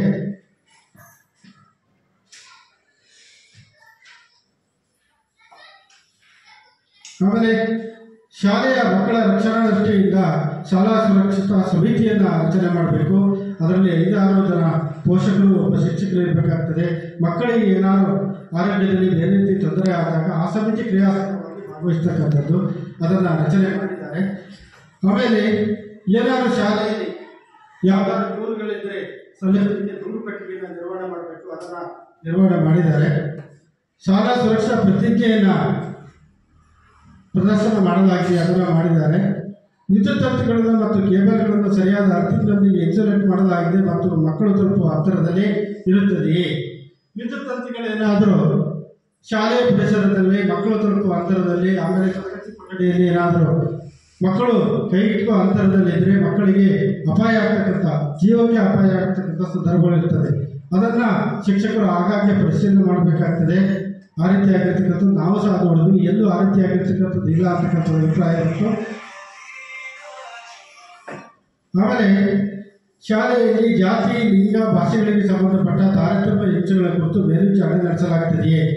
ಈ ರೀತಿಯಾಗಿರ್ತಕ್ಕಂಥದ್ದು ಎಲ್ಲರಿಗೂ ಸಮಾನ ಆಗಿರ್ತಕ್ಕಂಥದ್ದು, ಹೆಣ್ಣು ಮತ್ತು ಗಂಡು ಎಂಬ ಭೇದವಿಲ್ಲದೆ ಸಮಾನ ಶಿಕ್ಷಣ ದೊರೆಯಬೇಕು ಅಂತಕ್ಕಂಥದ್ದು ಸರ್ಕಾರದ ಒಂದು ಪ್ರಮುಖ ಉದ್ದೇಶ. ಹಾಗಾಗಿ ಇಲ್ಲೇನಾದರೂ ತಾರತಮ್ಯ ಜಾತಿ, ಲಿಂಗ, ಭಾಷೆಗಳಿಗೆ ಸಂಬಂಧಪಟ್ಟಿರ್ತಕ್ಕಂಥದ್ದು ಇದೆಯಾಗಿರ್ತಕ್ಕಂಥದ್ದು ಯಾವುದೂ ಇಲ್ಲ ಅಂತಕ್ಕಂಥದ್ದು ಅಭಿಪ್ರಾಯ ಬಂತು. ಶಾಲೆಯು ಪ್ರಥಮ ಚಿಕಿತ್ಸಾ ಪೆಟ್ಟಿಗೆಯನ್ನು ಹೊಂದಿದೆಯೇ? ಮಕ್ಕಳು ಏನಾದರೂ ಕ್ರೀಡೆಯಲ್ಲಿ ಬೇರೆ ಬೇರೆ ಸಂದರ್ಭದಲ್ಲಿ ಏನಾದರೂ ಸಣ್ಣ ಪುಟ್ಟ ಗಾಯಗಳಾದ ತೊಂದರೆ ಆದಾಗ ಒಂದು ಪ್ರಥಮ ಚಿಕಿತ್ಸಾ ಪೆಟ್ಟಿಗೆ ಇರಬೇಕು. ಅದರಲ್ಲಿ ಕನಿಷ್ಠ ಔಷಧಿಗಳು ಇರಬೇಕು ಅಂತಕ್ಕಂಥದ್ದು. ಇಲ್ಲಿ ಪ್ರಥಮ ಚಿಕಿತ್ಸಾ ಪೆಟ್ಟಿಗೆ ಇದೆ, ಕನಿಷ್ಠ ಔಷಧಿ ಇರ್ತಕ್ಕಂಥದ್ದು ಕಂಡುಬಂತು. ತುರ್ತು ದೂರವಾಣಿ ಸಂಖ್ಯೆಗಳನ್ನು ಪ್ರದರ್ಶಿಸಲಾಗಿದೆ. ಬೆಲೆ ಮಕ್ಕಳ ದೂರವಾಣಿ, ಮಹಿಳಾ ದೂರವಾಣಿ, ಪೊಲೀಸ್ ದೂರವಾಣಿ, ಅಗ್ನಿಶಾಮಕ ದೂರವಾಣಿ, ಆರೋಗ್ಯ ದೂರವಾಣಿ ಇವುಗಳನ್ನು ಮುಖ್ಯ ಶಿಕ್ಷಕ ಕೊಠಡಿಯ ಫಲಕದಲ್ಲಿ ಪ್ರದರ್ಶನ ಮಾಡಬೇಕಾಗ್ತದೆ. ಏನಾದರೂ ತೊಂದರೆಗಳಾದಾಗ ತಕ್ಷಣದಲ್ಲಿ ಇಲಾಖೆಯನ್ನು ಸಂಪರ್ಕ ಮಾಡತಕ್ಕಂಥ ಅನುಕೂಲ ಆಗ್ತದೆ. ಹಾಗಾಗಿ ಪ್ರದರ್ಶನ ಮಾಡಬೇಕಾಗ್ತದೆ. ಅದಲ್ಲದೆ ಇಲಾಖಾ ಉನ್ನತಾಧಿಕಾರಿಗಳ DDPಯಿಂದ ಮುಖ್ಯ ಶಿಕ್ಷಕರೊಳಗಿಂದ ಎಲ್ಲ ಉನ್ನತಾಧಿಕಾರಿಗಳ ಹೆಸರು ಮತ್ತು ದೂರವಾಣಿ ಸಂಖ್ಯೆಗಳನ್ನು ಮುಖ್ಯ ಶಿಕ್ಷಕರ ಕೊಠಡಿಯ ಫಲಕದಲ್ಲಿ ನಿರ್ವಹಣೆ ಮಾಡಬೇಕಾಗ್ತದೆ. ಅದರಿಂದ ಏನು ಅನುಕೂಲ ಅಂದರೆ ಪೋಷಕರಿಗೆ ಯಾವುದಾದ್ರೂ ಮಾಹಿತಿಯನ್ನು ಉನ್ನತಾಧಿಕಾರಿಗಳಿಂದ ಪಡೆದಕ್ಕೆ ಕೂಡಲೇ ಅನುಕೂಲ ಆಗುತ್ತೆ ಅಂತಕ್ಕಂಥ ದೃಷ್ಟಿಯಿಂದ ಹಾಗಾಗಿ ಅದನ್ನು ಪ್ರದರ್ಶನ ಮಾಡಲಾಗಿ ಪ್ರದರ್ಶನವನ್ನು ಮಾಡಿದ್ದಾರೆ. ವಿಶೇಷ ಅಗತ್ಯಗಳ ಮಕ್ಕಳೊಂದಿಗೆ ಸಮನ್ವಯಗೊಳಿಸಲು ಮಕ್ಕಳಿಗೆ ಮತ್ತು ಶಿಕ್ಷಕರಿಗೆ ಸಂವೇದನಾಶೀಲತೆಗಾಗಿ ಜಾಗೃತಿ ಕಾರ್ಯಕ್ರಮಗಳನ್ನು ಹಮ್ಮಿಕೊಳ್ಳಲಾಗಿದೆ. ಅದೆಲ್ಲ ಮಾಡಿದ್ದಾರೆ ಅಂತಕ್ಕಂಥದ್ದು. ಕನಿಷ್ಠ ಒಬ್ಬ ಶಿಕ್ಷಕರು ವೃತ್ತಿಪರ ಮಾರ್ಗದರ್ಶನ ಮತ್ತು ಸಮಾಲೋಚನೆ ಕೌಶಲ್ಯಗಳ ತರಬೇತಿಯನ್ನು ಪಡೆದಿರ್ತಾರೆಯೇ? ಒಂದು ಶಾಲೆಯಲ್ಲಿ ಒಬ್ಬ ಶಿಕ್ಷಕರು ವೃತ್ತಿಪರ ಮಾರ್ಗದರ್ಶನ ನೀಡತಕ್ಕಂಥ ಮತ್ತು ಸಮಾಲೋಚನೆಯ ಕೌಶಲ್ಯವನ್ನು ಮಾಡ್ತಕ್ಕಂಥ ತರಬೇತಿಯನ್ನು ಪಡೆದಿರಬೇಕು ಅಂತಕ್ಕಂಥ ನಿಯಮ ಇದೆ. ಅದನ್ನು ಪಡೆದಿರ್ತಕ್ಕಂಥದ್ದು ಇಲ್ಲಿ ಕಂಡು ಬಂತು. ಶಾಲೆಯಲ್ಲಿ ಉತ್ತಮ ರೂಢಿಗಳಿದ್ದರೆ ನಮೂದಿಸುವುದು ಅಂತಕ್ಕಂಥದ್ದು. ಏನೇನು ರೂಢಿಗಳನ್ನು ಶಾಲೆ ಅಳವಡಿಸಿಕೊಂಡಿದೆ? ರಸಪ್ರಶ್ನೆ ಚಟುವಟಿಕೆ, ಆಮೇಲೆ ಬಾಲಸಭೆ, ಕ್ರೀಡಾ ಚಟುವಟಿಕೆಗಳು, ಆಮೇಲೆ ಹೊರಸಂಚಾರ, ಕರಾಟೆ ತರಬೇತಿ, ಮನರಂಜನೆ ಚಟುವಟಿಕೆಗಳು, ವಿಜ್ಞಾನ ಪ್ರಯೋಗ ಚಟುವಟಿಕೆಗಳು, ಮಕ್ಕಳ ಸಂತೆ ಮೂಲಕ ವ್ಯವಹಾರ ಚಟುವಟಿಕೆಗಳನ್ನು ನಡೆಸ್ತಕ್ಕಂಥದ್ದು, ಬ್ಯಾಂಕ್, ಪೋಸ್ಟ್ ಆಫೀಸ್ಗಳ ಕರ್ಕೊಂಡು ಹೋಗಿ ಅವರಿಗೆ ಅಲ್ಲಿ ಪ್ರಾತ್ಯಕ್ಷಿತೆಯನ್ನು ತೋರಿಸ್ತಕ್ಕಂಥದ್ದು, ಗ್ರಾಮ ಪಂಚಾಯಿತಿ ಭೇಟಿ ನೀಡ್ತಕ್ಕಂಥದ್ದು, ಇತಿಹಾಸದ ಪ್ರಸಿದ್ಧ ಸ್ಥಳಗಳನ್ನು ಭೇಟಿ ಮಾಡಿ ಅವರಿಗೆ ಅನೇಕ ರೀತಿಯಾಗಿರ್ತಕ್ಕಂಥ ಪ್ರತ್ಯಕ್ಷ ಜ್ಞಾನವನ್ನು ನೀಡ್ತಕ್ಕಂಥ ಚಟುವಟಿಕೆಗಳನ್ನು ಮಾಡ್ತೀವಿ ಅಂತಕ್ಕಂಥದ್ದು ಹೇಳಿದ್ದಾರೆ. ಅದರ ಮೂಲಕ ವರದಿಯಲ್ಲಿ ನಾವು ಸೇರಿಸಿ ಕಳಿಸ್ತಾ ಇದ್ದೇವೆ. ಹೀಗೆ ಈ ಸಮಗ್ರ ಶಿಕ್ಷಣ ಯೋಜನೆಗೆ ಸಂಬಂಧಪಟ್ಟಿರ್ತಕ್ಕಂಥ 134 ಅಂಶಗಳಿದೆ. ಅದಕ್ಕೆ ಸಂಬಂಧಪಟ್ಟಿರ್ತಕ್ಕಂಥ ಎಲ್ಲ ಅಂಶಗಳನ್ನು ಪರಿಶೀಲನೆ ನಡೆಸಿದ್ದೇವೆ.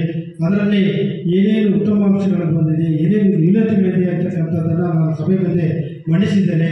ತಾವು ಸಹ ನಮಗೆ ನಮ್ಮ ಗಮನಕ್ಕೆ ಬಾರದೇ ಇರ್ತಕ್ಕಂಥ ವಿಷಯಗಳೇನಾದಿದ್ದರೆ ಇದರಲ್ಲಿ ಮಂಡಿಸಿರ್ತಕ್ಕಂಥ ಅಂಶಗಳನ್ನು ಏನಾದರೂ ಸಭೆ ಮುಂದೆ ಚರ್ಚೆ ಮಾಡಬೇಕು, ವರದಿಯಲ್ಲಿ ಅದನ್ನು ಸೇರಿಸಿ ಕಳಿಸಬೇಕು, ಸರ್ಕಾರದ ಗಮನಕ್ಕೆ ಬರಬೇಕು.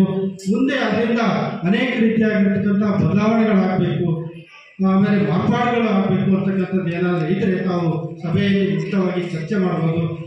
ಚರ್ಚಿಸಿದ ವಿಷಯಗಳನ್ನು ನಾವು ವರದಿ ಮೂಲಕ ನಾವು ಸರ್ಕಾರದ ಗಮನಕ್ಕೆ ತರ್ತೇವೆ ಅಂತ ಹೇಳಿ ತಿಳಿಸ್ತಾ ಈ ಎಲ್ಲ ಅಂಶಗಳನ್ನು ತಿಳಿಸಲಿಕ್ಕೆ ಅವಕಾಶ ಕೊಟ್ಟಿರ್ತಕ್ಕಂಥ ತಮ್ಮೆಲ್ಲರಿಗೂ ಧನ್ಯವಾದಗಳು.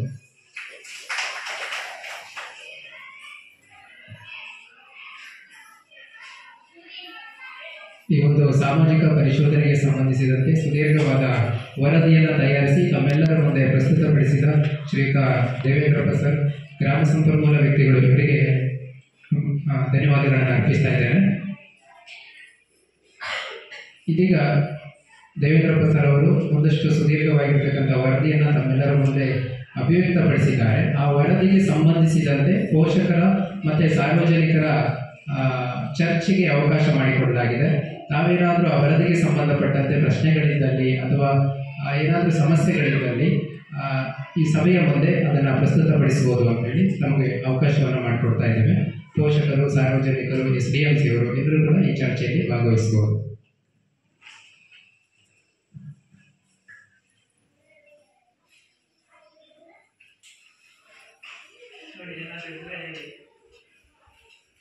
ಈಗ ಇವಾಗ ಶಾಲೆಯಲ್ಲಿ ಗ್ರಂಥಾಲಯ ಪುಸ್ತಕಗಳ ವ್ಯವಸ್ಥೆ ಇದೆ, ಬಟ್ ಗ್ರಂಥಾಲಯ ಪ್ರತ್ಯೇಕ ಕೊಠಡಿ ಇಲ್ಲ.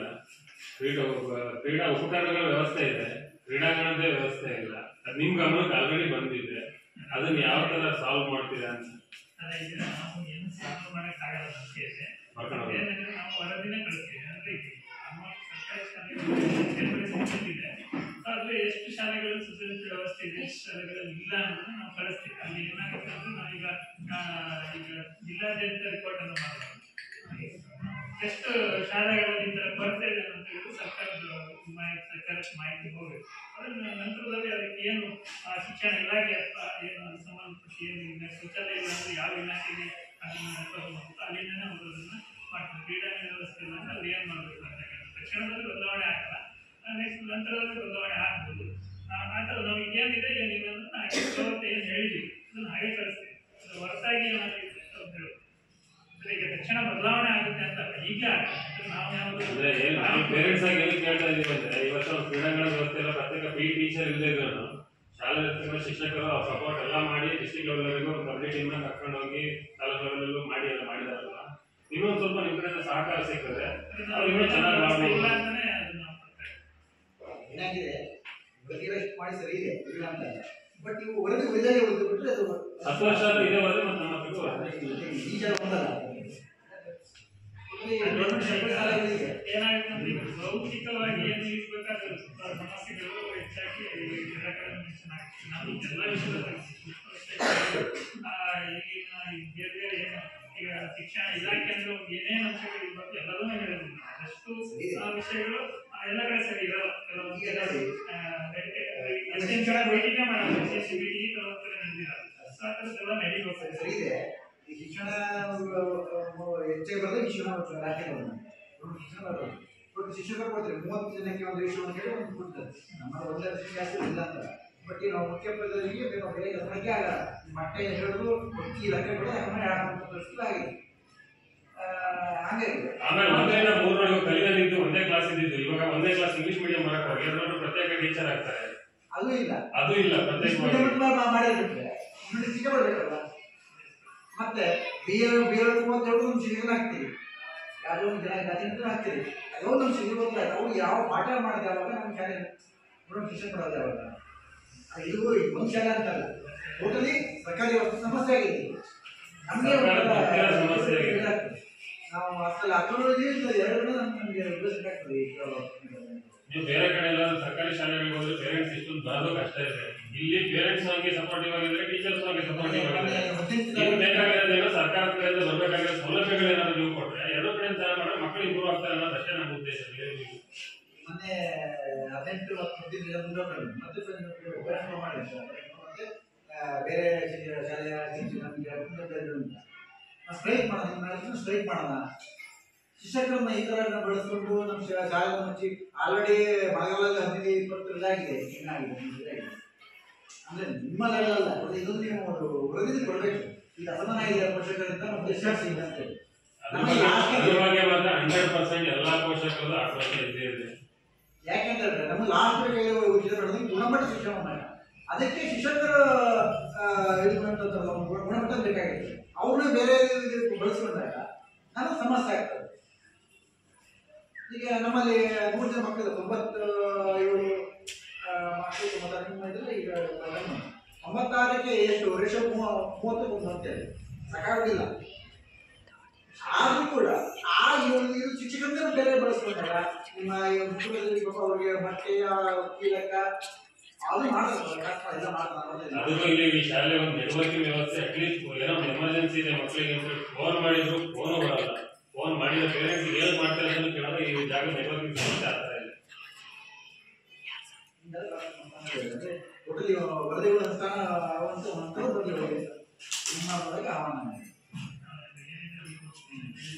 ಅಲ್ಲ ನಾವು ಕೇಳಿದ್ವಿ, ನೀವು ಯಾವ್ದು ಮಾಡಬೇಡಿ, ಪೇರೆಂಟ್ಸ್ ಇದನ್ನೇ ಕೇಳ್ತಾರೆ, ಎಲ್ಲದೂ ಬರ್ಕಡೆ ಕೊಠಡಿ ಸಮಸ್ಯೆ ಇದೆ. ತುಂಬಾ ಸಮಸ್ಯೆ ಇದೆ. 3 ಜನ ಮಕ್ಕಳಿಗೆ ಈ 3 ಕೊಠಡಿಗೆ ಸಾಕಾಗಿದೆ. ಯಾವ ಇಲ್ಲಿ ಈ ಶಾಲೆಯಲ್ಲಿ ಹಳೆ ವಿದ್ಯಾರ್ಥಿಗಳ ಸಂಘ ಆಗಿರ್ಬೋದು, ಪೋಷಕರಾಗಿರ್ಬೋದು, SDMC ಆಗಿರ್ಬೋದು, ಶಿಕ್ಷಕರಾಗಿರ್ಬೋದು, ಎಲ್ಲರೂ ಶಾಲೆ ಉದ್ಧಾರಕ್ಕೋಸ್ಕರ ಸಪೋರ್ಟ್ ಮಾಡ್ತಾರೆ. ಬಟ್ ಇಲ್ಲಿ ಸಮಸ್ಯೆಗಳಿದೆ, ನಾವು ಸಾಲ್ವೇ ಆಗ್ತಿಲ್ಲ, ಯಾವುದು ಸಾಲ್ವ್ ಆಗ್ತಿಲ್ಲ. ಒಂದು ಕೊಠಡಿ ಆಗಿರ್ಬೋದು, ಅಡಿಗೆ ಕೊಠಡಿ ಆಗಿರ್ಬೋದು, ಕ್ರೀಡಾಂಗಣ ಆಗಿರ್ಬೋದು, ಇದು ಇವತ್ತಿನ ಸಮಸ್ಯೆ ಅಲ್ಲ. ಗೊತ್ತಿತ್ತು 4-5 ವರ್ಷ ಆಗಿದೆ, ಇವತ್ತಿನ ಸಮಸ್ಯೆ ಆಗಿ ಹೋಗಿದೆ. 4 ಕಡೆ ಆಗಿದೆ, ಯಾವ ಯೂಸ್ ಆಗ್ತಿಲ್ಲ. ಹೀಗಾಗಿರೋದು ಯೂಸ್ ಆಗ್ತಿದೆ ಅಷ್ಟೇ.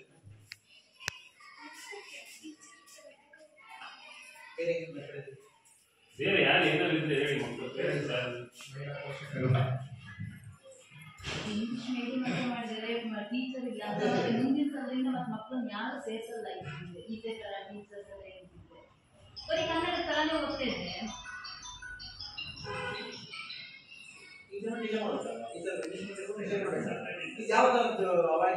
ಹೆಂಗಾಗಿದೆ ಅಂತಂದ್ರೆ, ಈಗ 7 ತರಗತಿಗಳಿಗೆ ಇರೋದು 5 ಟೀಚರ್ ಆದ್ರೆ 2 ತರಗತಿಗಳು ಡ್ಯೂಟ್ಲ್ ಆಗಿ ಉಳಿತದೆ. ಅವಾಗ 1 ತರಗತಿ ಸುಮ್ಮನೆ ವೇಸ್ಟ್ ಆಗ್ತಾ ಕೂತಿರುತ್ತೆ. ಇಂಗ್ಲಿಷ್ ಮೀಡಿಯಂ ಆಗಿರ್ಬೋದು, 7ನೇ ಕ್ಲಾಸೇ ಆಗಿರ್ಬೋದು. ಈಗ 1ನೇ ತರಗತಿ ನಾವು ದೊಡ್ಡ ನೋಡೋದು, 7ನೇ ತರಗತಿ ಮಕ್ಕಳು ಅದೇ ತರ ನೋಡ್ತಿರ್ತಾರೆ. 1 ಪೀರಿಯಡ್ ಅಲ್ಲಿ ಯಾರೋ ಟೀಚರ್ 5 ಜನ ಇದ್ದಾಗ 1 ಪೀರಿಯಡ್ ಡ್ಯೂಟ್ಲ್ ಆಗಿ ಕೂತಿರ್ತಾರೆ ಸುಮ್ಮನೆ. ಆ ತರ ಹಂಗಾದ್ರೆ ಹೆಂಗೆ ಮಕ್ಕಳು ವಿದ್ಯಾಭ್ಯಾಸ ಹೆಂಗೆ? ಒಂದೊಂದು ಕ್ಲಾಸ್ 1 ಗಂಟೆ ಇಂಪಾರ್ಟೆಂಟ್ ಅಲ್ಲ. ಈ ವರ್ಷ ಇಲ್ಲಿ ಮಕ್ಕಳ ಸೇರ್ಸಕ್ಕೆ ಹಳೆ SDMC ಆಗಿರ್ಬೋದು, ಶಿಕ್ಷಕರಾಗಿರ್ಬೋದು ಹೋಗಿ ಇಂಗ್ಲಿಷ್ ಮೀಡಿಯಂ ಬರ್ತಾ ಇದೆ ಅಂತ ಮನೆ ಬಾಗಿಲಿಗೆ ಹೋಗಿ ರಿಕ್ವೆಸ್ಟ್ ಮಾಡಿ ಕರ್ಕೊಂಡ್ ಬಂದಿದ್ದಾರೆ. ನೆಕ್ಸ್ಟ್ ಇಯರ್ ನಾವು ಇದನ್ನ ಸರಿ ಮಾಡಲಿಲ್ಲ ಅಂತಂದ್ರೆ ಅದಕ್ಕೆ ಅವಕಾಶ ಇರಲ್ಲ. ನಾವು ಪೇರೆಂಟ್ಸ್ ಆಗಿ ಹೋಗೋಕ್ಕೂ ಅವಕಾಶ ಇರಲ್ಲ, SDMC ಆಗಿ ಹೋಗೋದು ಶಿಕ್ಷಕರಿಗೂ ಅವಕಾಶ ಇರಲ್ಲ.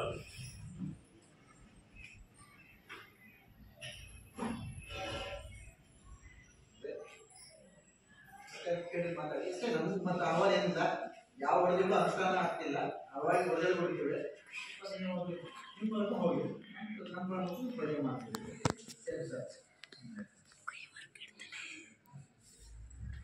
ಈ ಸಂದರ್ಭದಲ್ಲಿ ನಮ್ಮ ಸಭೆಯಲ್ಲಿ ಉಪಸ್ಥಿತರಿರತಕ್ಕಂಥ ನಮ್ಮ ಸಮೂಹ ಸಂಪನ್ಮೂಲ ವ್ಯಕ್ತಿಗಳಾದ ಶ್ರೀಯುತ ವಿ.ಡಿ. ನಾಗರಾಜ್ ಸರ್ ಅವರು ಈ ಸಮಾರಂಭವನ್ನು ಕುರಿತು ಒಂದೆರಡು ಮಾತನಾಡಬೇಕಾಗಿ ಕೇಳ್ಕೊಳ್ತೇನೆ.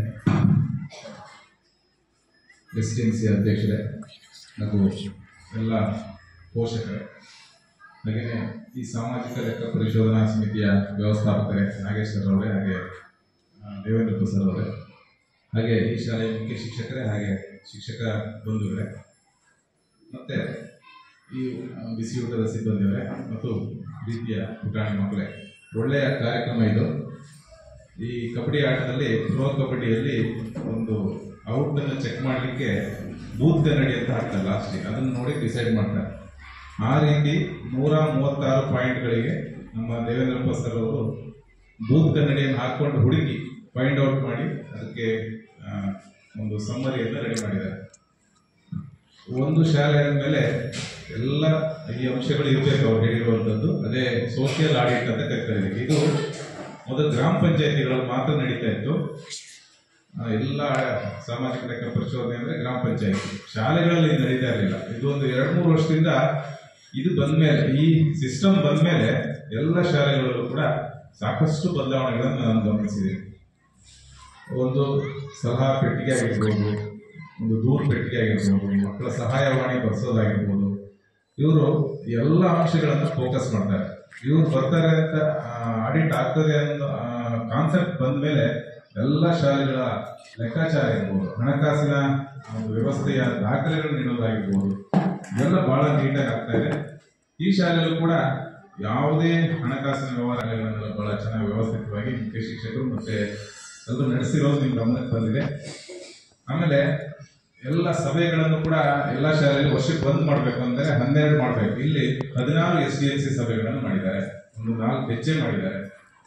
ಆಮೇಲೆ ಕೆಲವೊಂದೊಂದು ಎಲ್ಲ ಭೇಟಿಗಳಿರ್ಬೋದು, CRPಗಳ ಭೇಟಿ 12 ಆಗಬೇಕು ಅಂತ ಇತ್ತು, ಕರೆಕ್ಟ್ 12 ಮೇಂಟೈನ್ ಆಗಿದೆ. 2 ಕ್ಲಸ್ಟರ್ಗಳಿದ್ರೂ ಕೂಡ ಅಲ್ಲಿ 6 ಇಲ್ಲಿ 6 ಸಾಕಿತ್ತು. ಆದ್ರೆ ಈ ಶಾಲೆ 12 ಸಾರಿ ಬಂದಿದ್ದೀವಿ ಅಂತ ಹೇಳಿದ್ರೆ ಆ ವರ್ಷಗಳಲ್ಲಿ ಕಾರಣ ಇದೆ. ಈ ಶಾಲೆಯಲ್ಲಿ ಒಂದು ಒಳ್ಳೆಯ ಶಿಕ್ಷಕರ ತಂಡ ಇದೆ. ಈ ಶಾಲೆಯಲ್ಲಿ ಏನೋ ಒಂದು ಹೊಸ ಹೊಂದ್ಕೊಳ್ತಾ ಇರ್ತಾರೆ, ಅನಿವಾರ್ಯವಾಗಿ ಬರಲೇಬೇಕಾಗ್ತದೆ. ಇವತ್ತು ನೋಡಿ ಸೋಷಿಯಲ್ ಆಡಿಟ್ ಅನ್ನೋ ಒಂದು ಕಾರ್ಯಕ್ರಮ ಇದೆ. ಇದು ವಿಶೇಷವಾಗಿ ಎಲ್ಲ ಇಡೀ ತಾಲೂಕಿನ ಎಲ್ಲ ಶಾಲೆಗಳಲ್ಲಿ ಇಲ್ಲ, ಆದ್ರೆ ಈ ಶಾಲೆ ಆಯ್ಕೆ ಮಾಡ್ಕೊಂಡಿದೆ ಸರ್ಕಾರ, ಮತ್ತು ಅದರಿಂದಾಗಿ ನಾವು ಬರುವಂತಾಗಿದೆ. ಅದೇ ರೀತಿ ಇಲ್ಲಿಯ ಶಿಕ್ಷಕರು ತಿಂಗಳಲ್ಲಿ ಏನಾದರೂ ಒಂದು ವಿಶೇಷವಾದ ಕಾರ್ಯಕ್ರಮಗಳನ್ನು ಹಮ್ಮಿಕೊಳ್ತಾರೆ. ಈ ಊರಿನ ಒಂದು ಹಳೆ ವಿದ್ಯಾರ್ಥಿಗಳ ಸಂಘ ಇರ್ಬೋದು, ಅವರು ಬಹಳ ಆಕ್ಟಿವ್ ಇದೆ. ಇಲ್ಲಿಯ ಒಂದು ಹಳೆ ವಿದ್ಯಾರ್ಥಿಗಳ ಸಂಘ ಈ ಪತ್ರಕರ್ತರಾಗಿರ್ಬೋದು ಎಲ್ಲರೂ ಕೂಡ ಈ ಶಾಲೆಗೆ ಒಂದು ಸ್ವಲ್ಪ ವಿಶೇಷವಾದ ಗಮನ ಹರಿಸೋದ್ರಿಂದ ಈ ಶಾಲೆ ವಿಶೇಷ ಕಾರ್ಯಕ್ರಮಗಳು ನಡೀತವೆ. ಆ ಕಾರಣದಿಂದ ನಾವೆಲ್ಲರೂ ಬರ್ತೀವಿ.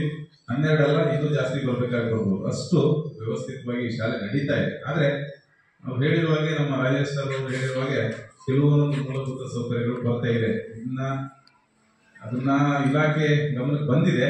ಈ ಬಿಸಿ ಊಟದ ಕೊಠಡಿಗೆ ಬಹಳ ಕಷ್ಟಪಡ್ತಾ ಇದ್ದಾರೆ. ಈ ಬಿಲ್ಡಿಂಗ್ ಕೂಡ ಸುರಕ್ಷಿತವಿಲ್ಲ ಅಂತ ಈಗಾಗಲೇ ಸರ್ಕಾರ ಶಿಫಾರಸು ಹೋಗಿದೆ, ನೆಲ ಸಮ ಮಾಡಬೇಕು ಅಂತ ಹೋಗಿದೆ. ಆದರೆ ಅನಿವಾರ್ಯ ಪರಿಸ್ಥಿತಿಗಳಲ್ಲಿ ಮಕ್ಕಳನ್ನ ಕೂರಿಸದೆ ನೋಡಿ, ಇವತ್ತು ಕಾರ್ಯಕ್ರಮದಲ್ಲಿ ಮಕ್ಕಳನ್ನು ಕೂಡ ಕೂರಿಸಬಹುದು, ಕೆಲವು ಮಕ್ಕಳನ್ನ. ಆದರೆ ಕೂರಿಸಬಾರ್ದು ಅನ್ನೋ ಒಂದೇ ಒಂದು ರೀಸನ್ ಇಂದ ಇದು ಸುರಕ್ಷಿತ ಅಲ್ಲ ಅಂತ ಹೇಳಿ ನೀವು ಕೂತ್ಕೊಂಡಿದ್ದೀವಿ. ಮಕ್ಕಳಿಗೆ ಏನು ತೊಂದರೆ ಆಗಬಾರ್ದು ಅನ್ನೋ ಕಾನ್ಸೆಪ್ಟ್ ಇದೆ, ಶಿಕ್ಷಕರಿಗೆ HM ಕೊಠಡಿಯಾಗಿ ಅವರು ಬಳಸ್ಕೊಂಡಿದ್ರು ಇದನ್ನ, ಇದೇ ರೂಮ್ ಅನ್ನ. ಆದ್ರೆ ಅವರು ಕೂಡ ಹೆಚ್ಚು ದಿನ ಇದನ್ನ ಬಳಸ್ಕೊಳ್ಳದೆ ಇರುವಂತಾಗ್ಲಿ. 2 ಬಿಲ್ಡಿಂಗ್ಗಳು ಇಲ್ಲಿ ಬರಬೇಕು. ಮತ್ತೆ ಕೆಲವೊಂದೊಂದು SDMC ಅವರ ಗಮನದಲ್ಲಿದೆ, ಕೆಲವೊಂದೊಂದು ಇಲ್ಲಿ ಬದಲಾವಣೆಗಳು ಆಗ್ತವೆ ಮುಂದಿನ ದಿನಗಳಲ್ಲಿ. ಆದ್ರೆ ಶೌಚಾಲಯ ಸ್ವಲ್ಪ ಅಷ್ಟೊಂದು ಇನ್ನೂ ಕೂಡ ಹೈಟೆಕ್ ಆಗಬೇಕು ಇರುವಂತ ವ್ಯವಸ್ಥೆಗಳು ನನ್ನ ಪ್ರಕಾರ ಈ ಶಾಲೆಗೆ. ಯಾಕಂತ ಹೇಳಿದ್ರೆ ಎಲ್ಲಾ ಶಾಲೆ ಸ್ಟ್ರೆಂತ್ ಇಲ್ಲ, ಈ ಶಾಲೆ ಸ್ಟ್ರೆಂತ್ ಇದೆ. ಸರ್ಕಾರದಲ್ಲೂ ಕೂಡ ಒಂದು ಗಮನದಲ್ಲಿದೆ, ಒಂದು KPS ಶಾಲೆಗಳನ್ನ ಆಯ್ದ ವಲಯದಲ್ಲಿ ಒಂದು ಮಾಡಬೇಕು ಅನ್ನೋದು ನಡೀತಾ ಇದೆ, ಚರ್ಚೆ ಆಗ್ತಾ ಇದೆ. ಮತ್ತೆ ಮುಂದಿನ ವರ್ಷ ಇನ್ನೂ ಸ್ವಲ್ಪ ಬದಲಾವಣೆ ಆಗುವ ಸಾಧ್ಯತೆ ಇದೆ. ಮ್ಯಾಗ್ನೆಟಿಕ್ ಶಾಲೆ ಅಂತಲೂ ಕೂಡ ಆಗ್ತಾ ಇದೆ. ಅದನ್ನೆಲ್ಲ ಆಯ್ಕೆ ಮಾಡಿದಾಗ ಮಕ್ಕಳ ಸ್ಟ್ರೆಂತ್ ನೋಡಿದಾಗ ನಿಮ್ಮ ಶಾಲೆಯಲ್ಲೂ ಕೂಡ ಆಯ್ಕೆ ಆಗ್ಬೋದು. ಎಲ್ಲ ಮೂಲಭೂತ ಸೌಕರ್ಯಗಳು ಇಲ್ಲಿ ಬರ್ತಾವಲ್ಲ. ಆದ್ರೆ ಒಂದೇ ಸೂರಿನಡಿಯಲ್ಲಿ PUC ವರೆಗೂ ಶಿಕ್ಷಣ ಕೊಡಬೇಕು. ಎಲ್ಲರೂ ಸರಿಯಾದ ಬಿಲ್ಡಿಂಗ್ಗಳು, ಒಂದು ಗ್ರಂಥಾಲಯ, ಅದಕ್ಕೆ ಎಲ್ಲ ಸಂಗೀತ ಶಿಕ್ಷಕರು, ಚಿತ್ರಕಲಾ ಶಿಕ್ಷಕರು, ಎಲ್ಲಾ ಶಿಕ್ಷಕರು ಇರುವ ಹಾಗೆ ಒಂದು ಮ್ಯಾಗ್ನೆಟಿಕ್ ಶಾಲೆ ಅನ್ನೋದು ಕೂಡ ಸರ್ಕಾರ ನಮ್ಮಲ್ಲಿ ನಡೀತಾ ಇದೆ. ಅವೆಲ್ಲ ಆದ್ರೆ ಈ ಶಾಲೆ ಆಗ್ಬೋದು ಅಥವಾ ಇಲ್ಲಿ ಯಾವುದೋ ಬೇರೆ ಶಾಲೆ ಆಗ್ಬೋದು, ಅದು ನಮ್ಗೆಲ್ಲ ಸರ್ಕಾರ ತೀರ್ಮಾನಗಳು. ನಾವು ಇದರಿಂದ ವರದಿ ಕೊಡೋದಷ್ಟೇ ನಮ್ಮ ಕೆಲಸ ಇವರು ಹೇಳಿರುವ ಹಾಗೆ. ಆದ್ರೆ ಈ ಶಾಲೆ ಎಲ್ಲಕ್ಕೂ ಅರ್ಹವಾಗಿದೆ. ಅದು ಒಂದೇ ಒಂದನ್ನು ಸ್ವಲ್ಪ ಜಾಗದ ಇಕ್ಕಟ್ಟು ಕೊರತೆ ಇರೋದ್ರಿಂದ ಅದು ಸ್ವಲ್ಪ ಸಮಸ್ಯೆ ಇದೆ ಇಲ್ಲಿ. ಅದನ್ನ ಎಲ್ಲದನ್ನು ಸರಿ ಮಾಡಕ್ಕಾಗಲ್ಲ. ಕ್ರೀಡಾಂಗಣ ಮಾಡ್ಲಿಕ್ಕೆ ಹೋದ್ರೆ ಅಲ್ಲಿ ಒಂಥರ ಬಂಡ, ಮಳೆಗಾಲ ಬಂತು ಅಂದ್ರೆ ಇಲ್ಲಿ ಕಾಲ ಹಾಕಕ್ಕೆ ಆಗಲ್ಲ, ಆ ತರದ ಪರಿಸ್ಥಿತಿ. ಫಸ್ಟ್ ಶಾಲೆ ಮಾಡುವಾಗ ಯಾವಾಗಲೂ ಒಂದ್ ಕಾಲದಲ್ಲಿ ಹೊಂಡದಲ್ಲಿ ತಗೊಂಡು ಶಾಲೆ ಮಾಡಿರುವಂತದ್ದು. ಇದೆಲ್ಲದಕ್ಕೂ ನನ್ನ ಒಂದು ಸಲಹೆ, ಎಷ್ಟು ವರ್ಷದಿಂದ ಆಗಿದೆ ಗೊತ್ತಿಲ್ಲ. ಇದು ಸ್ವಲ್ಪ ಒಂದು ಒಳ್ಳೆ ಜಾಗ ತಗೊಂಡು ಲೆವೆಲ್ ಜಾಗದಲ್ಲಿ ಆಯ್ಕೆ ಮಾಡ್ಕೊಂಡು ಮಾಡಿದ್ರೆ, ಮೂಲಿಗೆರೆಯಲ್ಲಿ ಆ ತರದ ಜಾಗಗಳು ಇರ್ಲಿಲ್ಲ ಅಂತ ಇರ್ಲಿಲ್ಲ. ಅದು ಯಾವ ವಿಧಾನದಲ್ಲಿ ಹಿಂಗ್ ಸಣ್ಣ ಶುರುವಾಗಿ ದೊಡ್ಡಾಗಿದೆ ಏನೋ ಗೊತ್ತಿಲ್ಲ. ನಾನ್ ಬಂದಿದ್ದೆ 1 ವರ್ಷದಿಂದ. ಸ್ಟ್ರಕ್ಚರ್ ಚೆನ್ನಾಗಿಲ್ಲ ಬಿಟ್ರೆ ಒಳಗಡೆ ಕ್ವಾಲಿಟಿ ಇದೆ. ಅದಕ್ಕೋಸ್ಕರನೇ ಈ 96, 100 ಸ್ಟ್ರೆಂತ್ ಇರೋದು. ಈಗ ನಾವು ದೊಡ್ಡ ಶಾಲೆ ಬಿಲ್ಡಿಂಗ್ ಗಳಿಗೆ ಹೋಗ್ತೀವಿ, ಮಕ್ಕಳನ್ನ ತಗೊಂಡೋಗ 3-4 ಫ್ಲೋರ್ ಹುಡ್ಕಕ್ ಹೋಗ್ಬೇಕು ನಮ್ಮ ಮಕ್ಕಳನ್ನ. ಈಗ ಯಾವ್ದೋ ಒಂದು ಫ್ಲೋರ್ ಮೂಲೆ ಕುತ್ಕೊಂಡು ಎಲ್ಲೋ ಒಂದು ನದಿ ಇರ್ತದೆ, ನಮ್ಮ ಹುಡುಗನ್ನ ಹುಡ್ಕೊಂಡಕ್ ಹೋಗ್ಬೇಕು. ನಾವು ಹಿಂಗೆ ಸ್ಟೇರ್ ಎಲ್ಲ ಹತ್ತಿ ಹೋಗ್ಬೇಕು. ಅಲ್ಲಿ ಹುಡ್ಕೊಂಡು ಹೋದಾಗ ಅದೇ ಸೇಫ್ಟಿ ಇದೆ ಖಾಸಗಿ ಶಾಲೆ. ನಾವೇನಾದ್ರೂ ಅದ್ರ ಬಗ್ಗೆ ಯೋಚನೆ ಮಾಡಿದೀವ? ಫಸ್ಟ್ ಇನ್ ಮೇನ್ ಡೋರ್ಗಳು, ಎಂಟ್ರೆನ್ಸ್ ಗೇಟ್ ಎಲ್ಲ ಬಹಳ ಚೆನ್ನಾಗಿರ್ತದೆ. 4ನೇ ಫ್ಲೋರ್, 5ನೇ ಫ್ಲೋರ್, 6ನೇ ಫ್ಲೋರ್, ಅವ್ರಿಗೆ ನೀವು ವರ್ಷ ಸ್ಟ್ರೆಂತ್ ಮಾಡ್ಕೊಟ್ಟಂಗೆ ಇನ್ನೊಂದು ಫ್ಲೋರ್ ಜಾಸ್ತಿ ಮಾಡ್ಕೊಂಡು ಹೋಗ್ತಾರೆ. ಕರೆಕ್ಟ್ ಆಗಿ ಅದರಲ್ಲಿ ಮೆಜರ್ಮೆಂಟ್ ಇಂಜಿನಿಯರ್ ಪ್ರಕಾರ ಅವ್ರು ತಗೊಂಡೇ ಇರಲ್ಲ. ಯಾವತ್ತು ಇದೋಗ್ತದೆ ಹೇಳಕ್ಕೆ ಆಗಲ್ಲ. ಇವೆಲ್ಲ ನಿಯಮ ಪ್ರಕಾರ ಯಾವ ಖಾಸಗಿ ಶಾಲೆಗಳು ಇರಲ್ಲ. ಆದ್ರೂ ನಾವೇನ್ ಮಾಡ್ತೀವಿ, ಇಂಗ್ಲಿಷ್ ವ್ಯಾಯಾಮ ಖಾಸಗಿ ಶಾಲೆಗಳನ್ನ ಆಯ್ಕೆ ಮಾಡ್ಕೊಳ್ತೀವಿ. ಈ ವರ್ಷ ಎಷ್ಟೋ ಖಾಸಗಿ ಶಾಲೆಯವರು SLC ಬರ್ಸುವಾಗ ಬೇರೆ ಶಾಲೆಯಲ್ಲಿ ಹೆಸರಿನಲ್ಲಿ ಬರ್ಸಿ ಪಾಸ್ ಮಾಡಿಸಿ, ನಮ್ CBSE ಇದೆ, ನಮ್ದು ಸ್ಟೇಟ್ ಇದೆ, ಅದೇ ಇದೆ ಅಂತ ಹೇಳಿ ನಮ್ಮನ್ನೆಲ್ಲ ಮಂಗನ್ ಮಾಡಿ ಬೇರೆ ಶಾಲೆ ಹೆಸರಲ್ಲಿ ನಾಮಿನಲ್ ರೋಲ್ ರಿಜಿಸ್ಟರ್ ಮಾಡಿಸಿ ಎಲ್ಲ ಮಾಡ್ತಾ ಇದ್ರು. ಈ ಸರಿ ಅವರಿಗೆಲ್ಲ ಕರೆಕ್ಟ್ ಆದ ಕಡಿವಾಣ ಹಾಕಿದೆ ಸರ್ಕಾರ. ಅವರು ನಿಜವಾದ ಶಾಲೆಗೆ ಈಗೆಲ್ಲ ಬಂದು ಏನ್ ಮಾಡ್ತಿದ್ದಾರೆ, ತಗೊಂಬಂದು ಗೌರ್ಮೆಂಟ್ ಶಾಲೆಯಲ್ಲಿ ಕೆಲವು ಶಾಲೆಗಳಿಗೆಲ್ಲ ಹಾಕ್ತಾ ಇದ್ದಾರೆ. ಈ ತರದೆಲ್ಲ ಕೆಲವು ಲೋಪದೋಷಗಳು ಅಲ್ಲೂ ಇದಾವೆ, ಇಲ್ಲೂ ಕೂಡ ಕೆಲವು ಸಮಸ್ಯೆಗಳಿದ್ದಾವೆ. ಇವುಗಳನ್ನೆಲ್ಲ ಬಗೆಹರಿಸ್ಕೊಂಡು ಹೋಗೋಣ. ಆಮೇಲೆ ಈ ಶಾಲೆ ಒಂದು ವಿಜ್ಞಾನದ ಶಿಕ್ಷಕರು ಇದ್ದಾರೆ, ಪದವೀಧರ ಶಿಕ್ಷಕರು 2 ಬಂದಿದ್ದಾರೆ. ಅದೊಂದು ಒಳ್ಳೆಯ ಒಂದು ಟೈಮಿಂಗ್ಸ್ ನೋಡಲ್ಲ, ಅದೊಂದು ಬಹಳ ಖುಷಿ ಆಗುತ್ತೆ. ಅವ್ರು ಯಾವುದೇ ಈ ಕಾರ್ಯಕ್ರಮಗಳನ್ನ ಈಗ 1 ಗಂಟೆ ವೇಸ್ಟ್ ಮಾಡಿದ್ರೆ ಅಂತ ನಾಳೆ ಭಾನುವಾರನೂ ಬಂದು ಶಾಲೆಯನ್ನು ಮಾಡುವಂತ ನಮ್ಮ HM ತಂಡ ಇದೆ. ಅವರು ಸರ್ಕಾರದ ಕೆಲವು ಸಮೀಕ್ಷೆಗಳಿಗೆ ಹಾಕಿರೋದ್ರ ಬಗ್ಗೆ, ಈ BLO ಹಾಕಿರೋ ಬಗ್ಗೆ ನಮಗೂ ಬೇಜಾರಿದೆ. ಈ ರಜಾ ಅವಧಿಯಲ್ಲಿ ಗೌರ್ಮೆಂಟ್ ಸ್ಕೂಲ್ಗಳು ಮಾತ್ರ ಕ್ಲೋಸ್ ಆಗಿರೋದು, ಪ್ರೈವೇಟ್ ಸ್ಕೂಲ್ ಎಲ್ಲ ಓಪನ್ ಆಗಿರೋದು. ಇದು ಇಲಾಖೆ ನಮ್ ತಪ್ಪು ಅನಿಸ್ತಾ ಇತ್ತು. ಶನಿವಾರದ ಮಳೆಗಾಲದ ರಜೆಗಳು ಎಷ್ಟು ಹೋಗಿದಾವೋ ಅಷ್ಟು ರಜೆಗಳನ್ನ ಈ ಶನಿವಾರ ಫುಲ್ ಡೇ ಮಾಡಿ ಮೇಂಟೈನ್ ಮಾಡಬೇಕು ಅಂತ ಈಗ ಆದೇಶ ಬಂದಿದೆ. ಅದರ ಪ್ರಕಾರ ಈ ಮೊನ್ನೆ ಶನಿವಾರನೇ ಸ್ಟಾರ್ಟ್ ಆಗಿದೆ. ಮೊನ್ನೆ ಶನಿವಾರದಿಂದನೇ ಫುಲ್ ಡೇ ಶಾಲೆ ಮಾಡ್ತಾರೆ. ನೀವು ಅದ್ರ ಬಗ್ಗೆ ಏನು ಯೋಚನೆ ಮಾಡಬೇಕು. ಇನ್ಮೇಲೆ ನಿಮ್ಮ ಮಕ್ಕಳನ್ನ ಈ ವರ್ಷ ಪೂರನೇ ಹತ್ತತ್ರ, ನನ್ನ ಅಂದಾಜು ಈ ಸರಿ ಮಳೆಗಾಲದ ರಜೆ ಜಾಸ್ತಿ ಆಗಿರೋದ್ರಿಂದ ಅದಷ್ಟು ಮೇಂಟೈನ್ ಆಗುವವರೆಗೆ ಶನಿವಾರ ಫುಲ್ ಡೇ ಶಾಲೆ ನಡೀತದೆ. ಮತ್ತೆ ಈ ಶಾಲೆಯ ಶಿಕ್ಷಕರನ್ನ ಇಲ್ಲೇ ಬಿಡುವಂಥದ್ದು. ಒಬ್ರು ಅತಿಥಿ ಶಿಕ್ಷಕನ ಆಕ್ಚುಲಿ ಕೊಡಕ್ ಬರಲ್ಲ ಇಲ್ಲಿ ನಾರ್ಮ್ಸ್ ಪ್ರಕಾರ. ಆದ್ರೆ ನಮ್ಮ ಮುಖ್ಯ ಶಿಕ್ಷಕರು ಅದೆಲ್ಲ ನಾವೆಲ್ಲ ಸೇರಿ ನಾವು ಕಚೇರಿಯಲ್ಲಿ ಅದನ್ನು ಸೇರಿಸಿ ಅದನ್ನು ಕೂಡ ಮುಂದುವರ್ಕೊಂಡು ಹೋಗ್ತಾ ಇದೆ. ಒಬ್ಬರು ಅತಿಥಿ ಶಿಕ್ಷಕರ ಎಕ್ಸ್ಟ್ರಾ ನಡೀತಾ ಇದೆ. ಇಂಗ್ಲಿಷ್ ಮೀಡಿಯಂಗೆ ಅದು ಸರ್ಕಾರ ತನ್ನದೇ ಆದ ಹೊಸ ಶಿಕ್ಷಕರನ್ನು ಕೊಡೋದಕ್ಕೆಲ್ಲ ಪ್ಲಾನಿಂಗ್ ನಡೀತಾ ಇದ್ದಾವೆ. ಅವ್ರಿಗೆ ಎಷ್ಟು ಮಟ್ಟಿಗೆ ಬರ್ತದೆ, ಯಾವಾಗ ಬರ್ತದೆ ಅಂತ ನಾವು ಈಗಲೇ ಯಾವುದೇ ಭರವಸೆ ಕೊಡಕ್ಕಾಗಲ್ಲ. ಅದು ಇಂಗ್ಲಿಷ್ ಮೀಡಿಯಂ ಆಗಿರೋದ್ರಿಂದ ನಿಮಗೆ ಮುಂದಿನ ವರ್ಷಗಳಲ್ಲಿ ಅದನ್ನೆಲ್ಲ ಹೊಸ ಶಿಕ್ಷಕರು ಕೊಡ್ತಾರೆ. ಮತ್ತೆ ಬುಕ್ಸ್ಗಳೆಲ್ಲ ಇಂಗ್ಲಿಷ್ ಮೀಡಿಯಂ ಈ ಸಾರಿ ನೀವು ಕೊಡ್ಲಿಕ್ಕೆ ಬರ್ಲಿಕ್ಕೆ ಸಮಸ್ಯೆ ಇತ್ತು. ಯಾಕೆಂದ್ರೆ ಕೆಲವು ಇಲ್ಲಿ ನೋಂದಣಿ ಮಾಡುವಾಗ ಅವರು ಇಂಗ್ಲಿಷ್ ಮೀಡಿಯಂ ಕಾನ್ಸೆಪ್ಟ್ ಅಲ್ಲೇ ಮಾಡೇ ಇರಲಿಲ್ಲ. ಆದ್ರೂ ಕೂಡ ಇಂಗ್ಲಿಷ್ ಮೀಡಿಯಂ ಈ ಸರಿ ಎಲ್ಲಿಂದನೋ ಬುಕ್ಸ್ ಗಳನ್ನ ಅಡ್ಜಸ್ಟ್ಮೆಂಟ್ ಮಾಡಿ ಇಂಗ್ಲಿಷ್ ಮೀಡಿಯಂ ಬುಕ್ಸ್ ಗಳನ್ನ ಕೊಟ್ಟಿದ್ದೀವಿ. ಅವ್ರು ಮಿಸ್ ಆಗಿ ಕನ್ನಡ ಮೀಡಿಯಂ ಹಾಕ್ಬಿಟ್ಟಿದ್ರು. ಇಂಗ್ಲಿಷ್ ಮೀಡಿಯಂ ಆಗೋ ಚಾನ್ಸಸ್ ಯಾವ್ದವ್ರಿಗೆ ಸ್ಯಾಟ್ಸ್ ಅಲ್ಲಿ ಇಂಗ್ಲಿಷ್ ಮೀಡಿಯಂ ಬುಕ್ಸ್ ಹಾಕ್ಬೇಕು. ಆದ್ರೂ ಕೂಡ ಬೇರೆ ಬೇರೆ ಶಾಲೆಯಿಂದ ಎಲ್ಲ ಬೇರೆ ಬೇರೆ ಕಡೆಯಿಂದೆಲ್ಲ ಹೆಚ್ಚುವರಿ ತಂದು ಮಾಡಿ ಪುಸ್ತಕಗಳ ಸಮಸ್ಯೆಯನ್ನು ಆದಷ್ಟು ಬಗೆಹರಿಸ್ತಾ ಇದೀವಿ. ಒಂದೋ ಎರಡು ಮಕ್ಕಳಿಗೆ ಎರಡು ಪುಸ್ತಕಗಳು ಬಂದಿಲ್ಲ ಅನ್ನೋದು ನನಗೂ ಕೂಡ ಬಹಳ ಬೇಜಾರಾಗ್ತಾ ಇದೆ. ಅದು ಏನಾಗಿದೆ ಅಂತ ಹೇಳಿದ್ರೆ ಇಡೀ ನಮ್ಮ ತಾಲೂಕಿಗೆ ಅದು ಎಷ್ಟು ಟೈಟ್ಲ್ ಆಗ್ತದೆ ಅಂತ ಹೇಳಿದ್ರೆ ನೀವು ನಂಬ್ತಿರಲಿಲ್ಲ ಗೊತ್ತಿಲ್ಲ. ಭಾಗ 1 ಭಾಗ 2 ಎಲ್ಲ ಪ್ರತಿಯೊಂದು ಭಾಗ 1 ಭಾಗ 2 ಆ ಎರಡು ಬರ್ತಾ ಇರ್ಬೇಕಾದ್ರೆ ಒಂದು ಟೈಟ್ಲು ನಮ್ಮ ತಾಲೂಕಿಗೆ ಬರಲೇ ಇಲ್ಲ. ಭಾಗ 2 ಅಂತ ಆ ಟೈಟ್ಲ್ ಬರದೇ ಇರೋದನ್ನ ಈಗ ಎಲ್ಲೋ ಬೇರೆ ತಾಲೂಕಿಗೆ ಹೋಗಿ ಹುಡುಕಿ ಮಾಡಿ ತಂದು ಏನೇನೋ ಮಾಡಿ ಪುಸ್ತಕಗಳನ್ನ ಸರ್ಕಸ್ ಮಾಡ್ತಾ ಇದೀವಿ. ನೀವೇನಾದ್ರೂ ಆ ಜೂನ್ ಜುಲೈ ತಿಂಗಳು ಸ್ಟಾರ್ಟಿಂಗ್ ಅಲ್ಲಿ ಕೆಲಸನೇ ಬೇಡ ಬಿಟ್ಟೋಗ್ಬೇಕು ಅನ್ನೋ ಪರಿಸ್ಥಿತಿ ಆಗ್ತದೆ. ಗೋಡನಲ್ಲಿ ಪುಸ್ತಕ ಹೊರಡ್ಬೇಕಾದ್ರೆ ಅದು ಇಲ್ಲಿಯ ಶಿಕ್ಷಕರಿಗೆ ಅರಿವಿದೆ. ಇಲ್ಲಿ ತಂದು ಮುಗಿಸೋದು ನಮ್ಮ ಕೆಲಸ. ಆದ್ರೆ ಅದು ಸಾಕಷ್ಟು ಈ ಪಾರ್ಟ್ 1 ಪಾರ್ಟ್ ಅದರಲ್ಲಿ ವರ್ಕ್ ಪಾರ್ಟ್ 1 ಪಾರ್ಟ್ 2 ತುಂಬಾ ಇದಾವೆ. ಅದರಲ್ಲಿ ಸರ್ಕಾರದಿಂದ ಬರುವಂತ ಯೋಜನೆಗಳೇನಿದಾವೆ ಅದನ್ನ ಈ ಶಾಲೆಗೆ ನಾವೆಲ್ಲರೂ ಕೂಡ ನಾನು ಕಲಿಸ್ಕೊಡುವಂತ ಕೆಲಸಗಳನ್ನ ನಾನು ಮಾಡ್ತಾ ಇದ್ದೀನಿ. ಈಗ ಸಾರಿಗೆ ಭರ್ತಿಯಾಗಿರ್ಬೋದು ಸೇರಿಸೋ ಟೈಮಲ್ಲಿ ಮುಖ್ಯ ಶಿಕ್ಷಕರು ಬಹಳ ಜವಾಬ್ದಾರಿಯಿಂದ ಸೇರಿಸ್ತಾರೆ. ಅಂತದ್ರೂ ಕೂಡ ಒಂದೊಂದೆಲ್ಲ ಕಣ್ಕತ್ತಿಗೆ ಒಬ್ಬರಿಗೆ ಮಗು ಮಿಸ್ ಆಗಿರ್ಬೋದು. ಅದನ್ನ ಆಗಿಲ್ಲ ಅಂತ ಹೇಳಲ್ಲ. ವಿಶೇಷ ಚೇತನ ಮಕ್ಕಳಿಗೂ ಕೂಡ ಒಳ್ಳೆ ಸೌಲಭ್ಯಗಳು ಕೊಡ್ತಾ ಇದ್ದಾರೆ.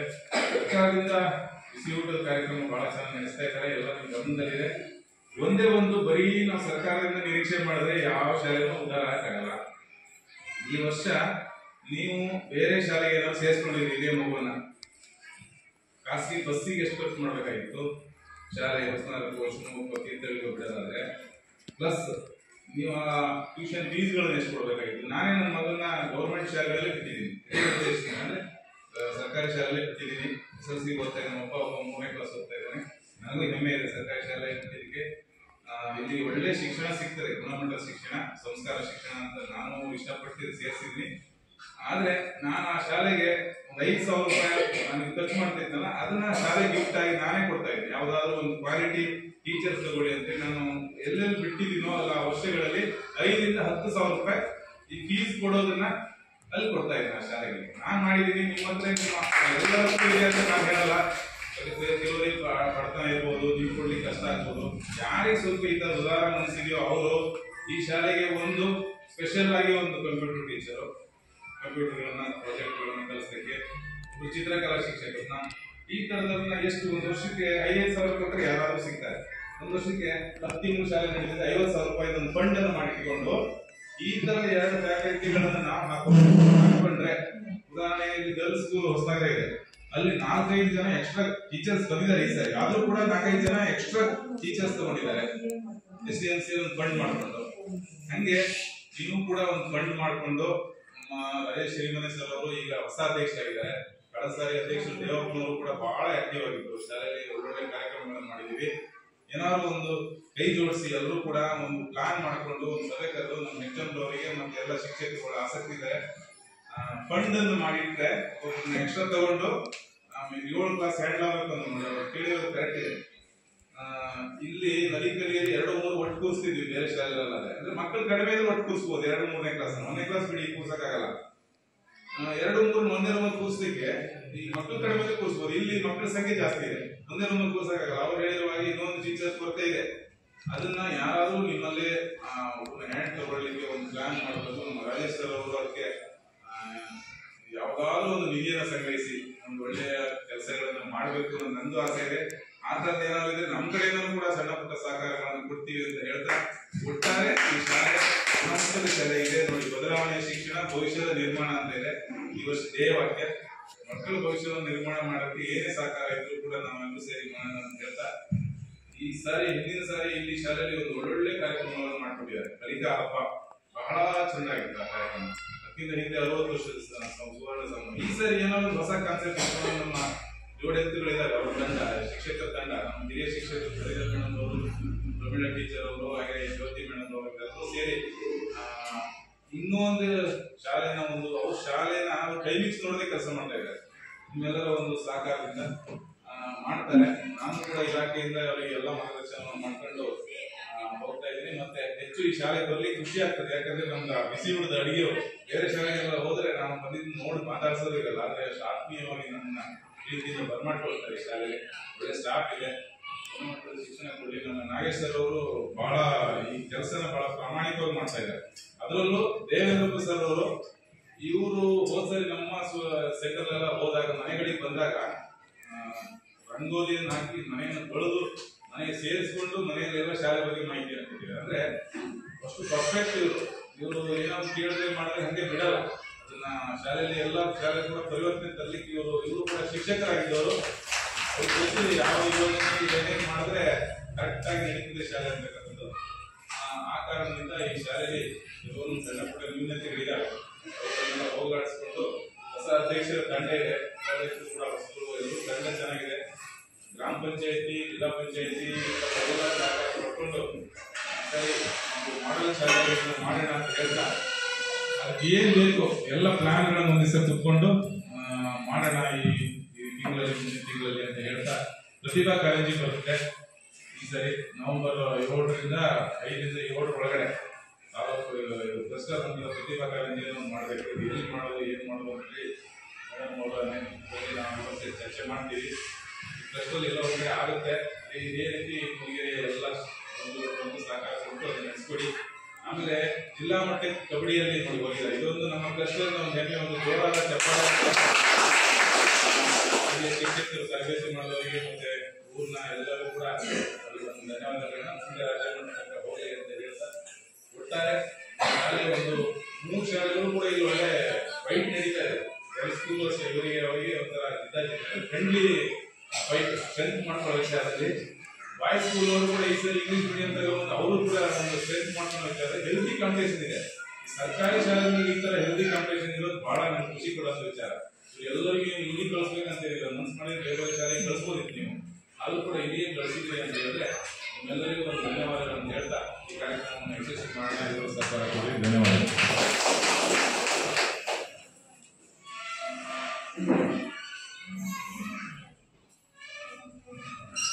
ಕಾರ್ಯಕ್ರಮಕ್ಕೆ ಆಗಮಿಸಿ ಈ ಒಂದು ಸಾಮಾಜಿಕ ಪರಿಶೋಧನೆಯ ಕುರಿತಾಗಿ ಹಾಗೂ ಶಾಲೆಯ ಏಳಿಗೆಯ ಕುರಿತಾಗಿ, ಶಾಲೆಯ ಅಭಿವೃದ್ಧಿಯ ಕುರಿತಾಗಿ ಸವಿಸ್ತಾರವಾಗಿ ತಮ್ಮ ಅಭಿಪ್ರಾಯವನ್ನು ವ್ಯಕ್ತಪಡಿಸಿದ ಶ್ರೀಯುತ ವಿ.ಡಿ. ನಾಗರಾಜ್ ಸರ್, ಸಮೂಹ ಸಂಪನ್ಮೂಲ ವ್ಯಕ್ತಿಗಳು, ನಗರ ಕ್ಲಸ್ಟರ್, ಇವರಿಗೆ ನಮ್ಮೆಲ್ಲರ ಪರವಾಗಿ ತುಂಬ ಹೃದಯದ ಧನ್ಯವಾದಗಳನ್ನು ಅರ್ಪಿಸ್ತಾ ಇದ್ದಾರೆ.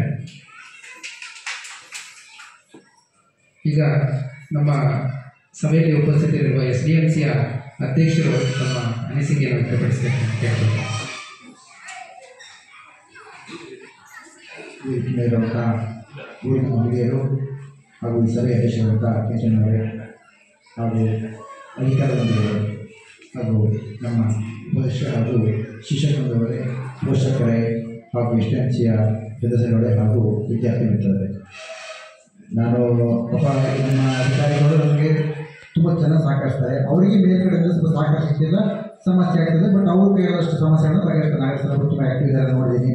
ಮತ್ತು ನನಗೊಂದು ಖುಷಿ ಅಂತ ಹೇಳಿದ್ರೆ ಅವರ ಮಕ್ಕಳು ಕೂಡ ಗೌರ್ಮೆಂಟ್ ಶಾಲೆ ನಮ್ಗೆ ತುಂಬ ಒತ್ತು ಕೂಡ ನಮ್ಗೆ ಹೇಳಿದ್ರೆ ನಮ್ಗೆ ತುಂಬ ಖುಷಿ ಆಗಿದೆ. ನಮ್ಮೊಂದು ಇಲ್ಲಿರುವಂಥ ಎಲ್ಲರಿಗೂ ನಮ್ಮ ಚಿದಂಬರ ಎಲ್ಲರಿಗೂ ಯಾರು ಕೂಡ ಪ್ರೈವೇಟ್ ಶಾಲೆಗೆ ಕಳಿಸ್ತಾಗಂಥ ಸಮಸ್ಯೆ ನಮ್ಮದಲ್ಲ. ಆದರೆ ಗೌರ್ಮೆಂಟ್ ಶಾಲೆ ಕಳಿಸ್ಬೇಕು, ಗಮನ ಉಳಿಸ್ಬೇಕು, ನಮ್ಮ ಶಾಲೆ ಮಕ್ಕಳು ಅದು ಬೆಳೀಬೇಕು ಅಂತ. ಆದರೆ ಅದು ನಮ್ಗೆ ಏನು ಅನುಕೂಲ ಆಗುತ್ತೆ ಪೋಷಕರು ಅಂತ ಹೇಳಿದ್ರೆ, ಸರ್ಕಾರಿ ಶಾಲೆ ಅಂತ ಹೇಳಿದ್ರೆ ನಾವು ಒಂದು ಫಿಲಮ್ ಅಲ್ಲಿ ನೋಡಿ ಹೋಗ್ತೀವಲ್ಲ, 1 ರ್ಯಾಂಕ್ ಫಸ್ಟ್ ರ್ಯಾಂಕ್ ರಾಜು ಅಂತೇಳಿ. ಅಂದರೆ ಬರೀ ಶಿಕ್ಷಣ ಶಿಕ್ಷಣ ಶಿಕ್ಷಣ ಶಿಕ್ಷಣ. ಆದರೆ ಸರ್ಕಾರಿ ಶಾಲೆ ಓದಿರುವಂತಹ ಎಲ್ಲರೂ ಎಲ್ಲ ವಿದ್ಯಾರ್ಥಿಗಳು 99% ಎಲ್ಲ ಸಾಮಾಜಿಕವಾಗಿ ಬೆಳೀತಾರೆ. ಸ್ವಲ್ಪ ನನ್ನ ಅನುಭವ, ಯಾಕಂದರೆ ನಾನು ಕೂಡ ಇಲ್ಲೇ ಶಾಲೆ ಅವಾಗ ಓದಿರೋದು. ಆದರೆ ಒಂದು ಬೇಸರ ವಿಷಯ ಅಂತ ಹೇಳಿದ್ರೆ, ಒಂದಿನ ಕಾಲದಲ್ಲಿ 7th ಕ್ಲಾಸ್ ಬಂದರೆ ಹೋದರೆ 7ನೇ ಕ್ಲಾಸು ಅದು ಶಿಶುವಾರ ಅಂತ ಇತ್ತು. ಅಲ್ಲಿಗೆ ಪ್ರತಿಯೊಂದು ಮಕ್ಕಳಿಗೆ ಒಂದು ತರಗತಿ ಕೊಠಡಿ ವ್ಯವಸ್ಥೆ ಆಯಿತು. ಹಾಗೂ ಶಿಶುಗಳ ಮಕ್ಕಳು ಎಷ್ಟು ಟೀಚರ್. ಆದರೆ ಈ ಕಾಲಘಟ್ಟದಲ್ಲಿ ಆ ವ್ಯವಸ್ಥೆ ಕಡಿಮೆ ಆಗಿದೆ. ಅದು ಸಮಸ್ಯೆಗಳು ಬೇಜಾರಾಗ್ತದೆ. ಅಂದರೆ ಆ ಕಾಲದಲ್ಲಿ ಇತ್ತು, ಈ ಕಾಲದಲ್ಲಿ ಯಾಕೆ ಇಲ್ಲ ಅಂತೇಳಿ ಶಾಲೆಯ ನಡೆಯುವಂಥ ಕೆಲವೊಂದು ಕೊಠಡಿ ಸಮಸ್ಯೆಗಳು ಈ ಬಗೆಹರಿಸುವ ಪ್ರಯತ್ನ ಪ್ರಾಮಾಣಿಕ ಪ್ರಯತ್ನ ಮಾಡ್ತಿದ್ದೀವಿ, ಬಗೆಹರಿರ್ಬೋದು ಅಂತ ಅಂದ್ಕೊಂಡಿದ್ದೀವಿ. ಹಾಗೂ ಕೆಲವು ನಮ್ಮ ಗ್ರಾಮದಲ್ಲಿ ನಮ್ಮ ತಾಲಾ ಪಂಚಾಯತಿ ಸಾಹೇಬರು ಹಾಕಿಕೊಟ್ಟಿದ್ದೀವಿ. ಆದರೆ ಅದಕ್ಕೆಲ್ಲ ಮುಖ್ಯವಾಗಿ ನಾವು ಹೇಳಬೇಕಾಗುತ್ತೆ ಅಂದರೆ ಶಿಕ್ಷಣ ಗುಣಮಟ್ಟ ಬೇಕು ಶಾಲೆಗೆ. ಅದನ್ನು ಇಟ್ಕೊಂಡೇ ನಮ್ಮ ಶಾಲೆಗೆ ಪೋಷಕರು ತೊಡಸ್ತಾರೆ. ಲಾಸ್ಟ್ ಉಳಿದು ಶಿಕ್ಷಣ ಗುಣಮಟ್ಟ ಬೇರೆ ಎಲ್ಲದೂ ಆಮೇಲೆ ಮಾಡ್ತಾರೆ. ಹಾಗಾಗಿ ಇದಕ್ಕೆ ಸ್ವಲ್ಪ ಸಹಕಾರ ಬೇಕು. ನಾವು ಒಂದು 3 ಕಲೆ ಕೊಟ್ಟಿದ್ದೀವಿ, ಆ ನೆಲೆಯನ್ನು ಪ್ರಯತ್ನವನ್ನು ಮಾಡ್ತಿದ್ದೀವಿ. ಅದು ಅತಿಥಿ ಶಿಕ್ಷಣ ತಗೊಳ್ಳೋದು, ಅದು ಬೇರೆ ಫಂಡಿಂಗ್ ಮಾಡೋದು, ಅದನ್ನು ನಾವು ಶಿಕ್ಷಕರ ಚರ್ಚೆ ಮಾಡಿದ್ದೀವಿ. ಅದು ಕೂಡ ಮುಂದಿನ ದಿನದಲ್ಲಿ ಸಹಕಾರದಿಂದ ನಾವು ಮುಂದೆ ಏನೋ ಒಂದು ಪ್ಲಾನ್ ಮಾಡುವಂತ ಅಂದ್ಕೊಂಡಿದ್ದೀವಿ. ಹಾಗೆ ನಮಗೇನು ಸಮಸ್ಯೆ ಅಂತ ಹೇಳಿದ್ರೆ ಶಿಕ್ಷಕರು ತುಂಬ ಚೆನ್ನಾಗಿ ಕೆಲಸ ಮಾಡ್ತಾರೆ. ನಮ್ಮ ಸ್ಥಳೀಯ ಕೋಚು ತರಗತಿಗಳು ನಡೆದಿದ್ದು ಡಿಸ್ಟಿಕ್ಗಳಲ್ಲಿ ಕಬಡ್ಡಿ ಹೆಣ್ಮಕ್ಳು ಕೊಡಿ ಕಬಡ್ಡಿ ಟೂರ್ನಮೆಂಟ್ ಹೋಗಿ ಡಿವಿಷನ್ ರಚನೆ ಆಗುವಂಥದ್ದು ಆ ಮಟ್ಟದಲ್ಲಿ ಇರುವಂಥ ಒಂದು ಶಾಲೆ 100 ಆಜುಬಾಜು ಇದಿದೆ. ಬಟ್ ಇದಕ್ಕೆ ಇಂಥ ಶಾಲೆಗಳಿಗೆ ನಿಮ್ಮ ಶಿಕ್ಷಣ ಇಲಾಖೆ ಅಂತ ಒತ್ತು ಕೊಡಬೇಕನ್ನೋದು. ನಾವು ಹೋಗಿರೋ ತಾವು ನೀವು ಕೊಡ್ತೀವಿ, ನಿಮ್ಮ ಮೇಲಂತರೂ ಕೊಡಬೇಕು ಕೊಡ್ತೀವಿ. ಯಾಕೆಂತೇಳಿದ್ರೆ ಶಿಕ್ಷಣ ಇಲಾಖೆಯಿಂದ ಸ್ವಲ್ಪ ಅಷ್ಟು ಆ ಸಮಾಚಾರ ದೊರಕಿಲ್ಲ. ಯಾಕೆಂದರೆ ಕೆಲವೊಂದು ಶಾಲಾ ಶಿಕ್ಷಕರು ಒಳ್ಳೆ ಮಾಡಿದ ಪ್ರಧಾನವಾಗಿ ನಿಮ್ಮ ಸಹಕಾರದಿಂದ ಅದಕ್ಕೆ ಕಾಪಾಡ. ಹಾಗಾಗಿ ಮುಂದಿನ ನಮ್ಮ ಸಹಕಾರಿಯಾಗಿ ಇದರಲ್ಲಿ ನಮಗೆ ಯಾವ ಒತ್ತಾಯ ಇಲ್ಲ, ನಿಮ್ಮಲ್ಲಿ ಕೋರಿಕೆ ಅಷ್ಟೇ. ದಯವಿಟ್ಟು ನಾವೆಲ್ಲ ಸೇರಿ ಉತ್ತಮ ಶಾಲೆಯನ್ನು ನಡೆಸಿಕೊಂಡು ಉತ್ತಮವಾದ ಒಂದು ಪ್ರಮುಖ ಶಿಕ್ಷಣ ಕೊಡ್ತಾ ಈ ಶಾಲೆಯನ್ನು ಇನ್ನೊಂದು ಹಂತಕ್ಕೆ ತೆಗೆದುಕೊಂಡು ಅಂತ ಹೇಳ್ತಾ 2 ಮಾತನ್ನು ಮುಗಿಸ್ತೇವೆ.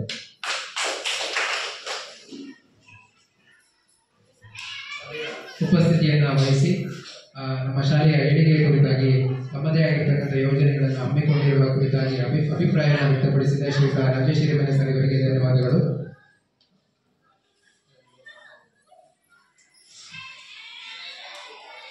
SDMCಯ ಉಪಾಧ್ಯಕ್ಷರಾಗಿರ್ತಕ್ಕಂಥ ಶ್ರೀಮತಿ ರಮ್ಯಾ ಮೇಡಮ್ ಅವರು 1-2 ಮಾತನಾಡಬೇಕಾಗುತ್ತೆ.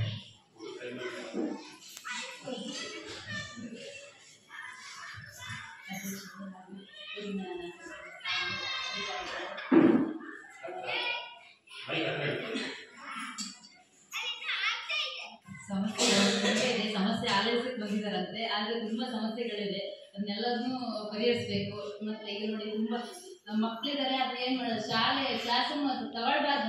ಕ್ಲಾಸ್ ರೂಮ್ ತಗೊಂಡಿದ್ದಾರೆ, ಅಲ್ಲಿ ಅಡುಗೆ ಮನೆ ಇನ್ನೂ ಆಗ್ತಾನೆ ಇಲ್ಲ, ಅಲ್ಲೇ ಉಂಟು ಅಡುಗೆ ಮನೆ.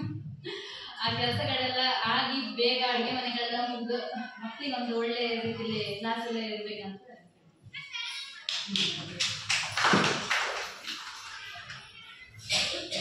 ಸಭೆಯಲ್ಲಿ ಉಪಸ್ಥಿತರಿದ್ದು ತಮ್ಮ ಅಭಿಪ್ರಾಯವನ್ನು ವ್ಯಕ್ತಪಡಿಸಿದ SDMC ಉಪಾಧ್ಯಕ್ಷರಾದ ಶ್ರೀಮತಿ ರಮ್ಯಾ ದಿನೇಶ್ ಅವರಿಗೆ ಧನ್ಯವಾದಗಳು. ಈಗ ನಮ್ಮ ಸಭೆಯಲ್ಲಿ ಉಪಸ್ಥಿತರಿರುವ ನಮ್ಮ ಶಾಲೆಯ ಮುಖ್ಯ ಶಿಕ್ಷಕರಾಗಿರುವ ಶ್ರೀಮತಿ ಪ್ರಮೀಳಾ ಮೇಡಮ್ ಅವರು 1-2 ಮಾತನಾಡಬೇಕಾಗಿ ಕೇಳ್ತಾರೆ.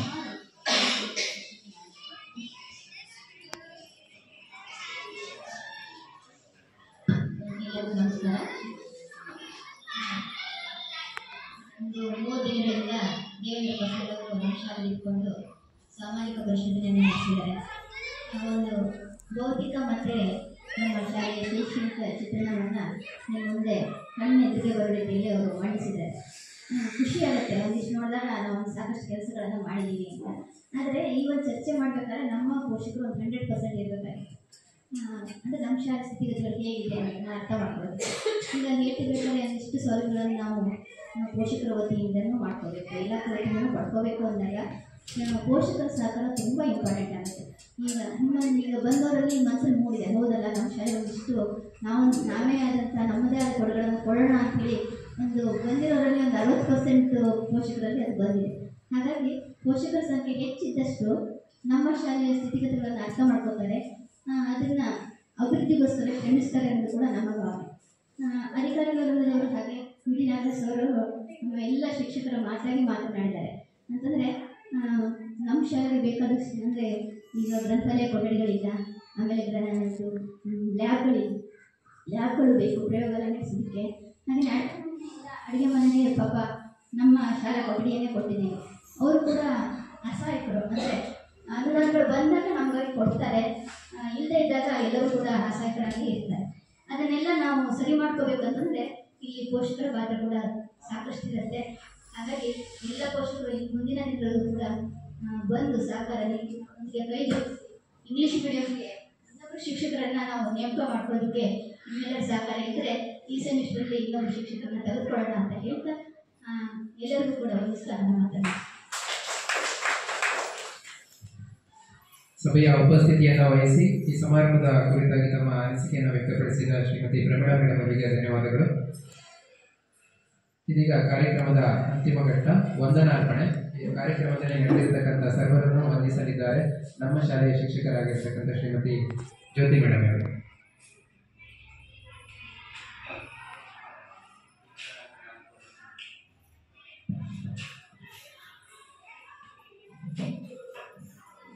ಶಾಲಾ ಹಂತದ ಕಾರ್ಯಚಟುವಟಿಕೆಗಳ ಸಾಮಾಜಿಕ ಪರಿಶೋಧನೆಯ ಗ್ರಾಮ ಸಭೆ ಇಂದು ನಮ್ಮ ಶಾಲೆಗೆ ಹಮ್ಮಿಕೊಂಡಿದ್ದು ಈ ಒಂದು ಕಾರ್ಯಕ್ರಮ ಅತ್ಯಂತ ಯಶಸ್ವಿಯಾಗಿ ಸಂಪನ್ನಗೊಂಡಿದೆ. ಈ ಕಾರ್ಯಕ್ರಮದ ಒಂದು ಅಧ್ಯಕ್ಷತೆಯನ್ನು ವಹಿಸಿರುವಂತಹ ನಮ್ಮ ಊರಿನ ಹಿರಿಯರಾದಂತಹ ಶ್ರೀಯುತ ಕೆಂಚಪ್ಪ ಅವರಿಗೆ ಶಾಲೆಯ ಪರವಾಗಿ ಹಾಗೂ ವೈಯಕ್ತಿಕವಾಗಿ ವಂದನೆಗಳನ್ನು ಅರ್ಪಿಸ್ತಾ ಇದ್ದೇನೆ. ಹಾಗೆಯೇ ಈ ಕಾರ್ಯಕ್ರಮದಲ್ಲಿ ಉಪಸ್ಥಿತರಿರುವಂತಹ ನಮ್ಮ ಶಾಲೆಯ STLC ಅಧ್ಯಕ್ಷರಾದ ಶ್ರೀಯುತ ರಾಜೇಶ್ ಹಿರೇಮನೆ ಅವರು ಸಹ ಈ ಕಾರ್ಯಕ್ರಮದಲ್ಲಿ ಭಾಗವಹಿಸಿ ಶಾಲೆಯ ಬಗ್ಗೆ ಉತ್ತಮ ಮಾತುಗಳನ್ನು ಆಡಿದ್ದಾರೆ. ಹಲವಾರು ಯೋಜನೆಗಳನ್ನು ಸಹ ತಮ್ಮ ಮುಂದೆ ಹೇಳಿದ್ದಾರೆ. ಅವರಿಗೂ ಸಹ ಶಾಲೆ ಪರವಾಗಿ ಹಾಗೂ ವೈಯಕ್ತಿಕವಾಗಿ ವಂದನೆಗಳನ್ನು ಅರ್ಪಿಸ್ತಾ ಇದ್ದಾರೆ. ಹಾಗೆ ಈ ಕಾರ್ಯಕ್ರಮದ ನೋಡಲ್ ಅಧಿಕಾರಿಯಾಗಿರುವಂತಹ ಶ್ರೀಯುತ ನಾಗೇಶ್ ಸರ್ ಅವರು ಸಹ ಉಪಸ್ಥಿತರಿದ್ದು ಈ ಕಾರ್ಯಕ್ರಮವನ್ನು ಚೆನ್ನಾಗಿಸಿಕೊಟ್ಟಿದ್ದಾರೆ. ಅವರಿಗೂ ಸಹ ಶಾಲೆಯ ಪರವಾಗಿ ಹಾಗೂ ವೈಯಕ್ತಿಕವಾಗಿ ವಂದನೆಗಳನ್ನು ಅರ್ಪಿಸ್ತಾ ಇದ್ದಾರೆ. ಹಾಗೆ ಈ ಕಾರ್ಯಕ್ರಮದ ಮುಖ್ಯ ದುವಾರಿಗಳು ಅಂತ ಹೇಳ್ಬೋದು ಶ್ರೀಯುತ ದೇವೇಂದ್ರ ಪ್ರಸಾದ್ ಅವರು ಸಹ 3 ದಿನಗಳ ಕಾಲ ಅವಿರತವಾಗಿ ಶ್ರಮಿಸಿ ವರದಿಯನ್ನು ಸಹ ತಮ್ಮ ಮುಂದೆ ಇಟ್ಟಿದ್ದಾರೆ. ಅವರಿಗೂ ಸಹ ಶಾಲೆಯ ಪರವಾಗಿ ಹಾಗೂ ವೈಯಕ್ತಿಕವಾಗಿ ಧನ್ಯವಾದಗಳನ್ನು ಅರ್ಪಿಸ್ತಾ ಇದ್ದೇನೆ. ಹಾಗೆ ನಮ್ಮ ನಗರ ಕ್ಲಸ್ಟರ್ನ CRP ಸರ್ ಆದಂತಹ ಶ್ರೀಯುತ ನಾಗರಾಜ್ ಬಿಡಿ ಇವರಿಗೂ ಸಹ ನಮ್ಮ ಕಾರ್ಯಕ್ರಮದ ಪರವಾಗಿ ಹಾಗೂ ವೈಯಕ್ತಿಕವಾಗಿ ವಂದನೆಗಳನ್ನು ಅರ್ಪಿಸ್ತಾ ಇದ್ದೇನೆ. ಹಾಗೆ ನಮ್ಮ ಶಾಲೆಯ STLC ಉಪಾಧ್ಯಕ್ಷರಾದ ಶ್ರೀಮತಿ ರಮ್ಯಾ ದಿನೇಶ್ ಕೊಠಾರಿ ಇವರಿಗೂ ಸಹ ಶಾಲೆಯ ಪರವಾಗಿ ಹಾಗೂ ವೈಯಕ್ತಿಕವಾಗಿ ವಂದನೆಗಳನ್ನು ಅರ್ಪಿಸ್ತಾ ಇದ್ದೇನೆ. ನಮ್ಮ ಶಾಲೆಯ ಮುಖ್ಯ ಶಿಕ್ಷಕಿಯವರಾದಂತಹ ಶ್ರೀಮತಿ ಪ್ರಮೀಳಾ ಮೇಡಮ್ ಅವರು ಸಹ ಕಾರ್ಯಕ್ರಮದಲ್ಲಿ ಉಪಸ್ಥಿತರಿದ್ದು ಕಾರ್ಯಕ್ರಮವನ್ನು ಚೆನ್ನಾಗಿಸಿದ್ದಾರೆ. ಅವರಿಗೂ ಸಹ ಶಾಲೆಯ ಪರವಾಗಿ ಹಾಗೂ ವೈಯಕ್ತಿಕವಾಗಿ ವಂದನೆಗಳನ್ನು ಅರ್ಪಿಸ್ತಾ ಇದ್ದೇನೆ. ಹಾಗೆ ಈ ಕಾರ್ಯಕ್ರಮದಲ್ಲಿ ಭಾಗವಹಿಸಿದಂತಹ ಮುಖ್ಯ ಕೇಂದ್ರ ಬಿಂದುಗಳು ಗ್ರಾಮದ ಪ್ರಜೆಗಳು ಅಂದರೆ ನಮ್ಮ ಶಾಲೆಯ ಪೋಷಕರು ನೀವು ಸಹ ಬಂದು ಭಾಗವಹಿಸಿ ಶಾಲೆಯ ಕುಂದುಕೊರತೆಗಳು, ಅಭಿವೃದ್ಧಿಗಳು, ಮುಂದಿನ ಯೋಜನೆಗಳ ಬಗ್ಗೆ ಸಮಗ್ರವಾಗಿ ತಿಳಿದುಕೊಂಡಿದ್ದೀರಾ. ನಿಮಗೂ ಸಹ ಎಲ್ಲರ ಪರವಾಗಿ ವಂದನೆಗಳನ್ನು ಅರ್ಪಿಸ್ತಾ ಇದ್ದೀನಿ. ನಮ್ಮ ಶಾಲೆಯ ಶಿಕ್ಷಕ ಮಿತ್ರರ ಕಾರ್ಯಕ್ರಮದಲ್ಲಿ ಭಾಗವಹಿಸಿದ್ದಾರೆ. ಅವರಿಗೂ ಸಹ ವಂದನೆಗಳನ್ನು ಅರ್ಪಿಸ್ತಾ ಇದ್ದೀನಿ. ಹಾಗೆ ಪ್ರತ್ಯಕ್ಷವಾಗಿ ಪರೋಕ್ಷವಾಗಿ ಸಹಕರಿಸಿದಂತಹ ಪ್ರತಿಯೊಬ್ಬರಿಗೂ ವಂದನೆಗಳನ್ನು ಸಲ್ಲಿಸಿ ಈ ವಂದನಾರ್ಪಣೆಯನ್ನು ಮುಗಿಸ್ತಾ ಇದ್ದೀನಿ.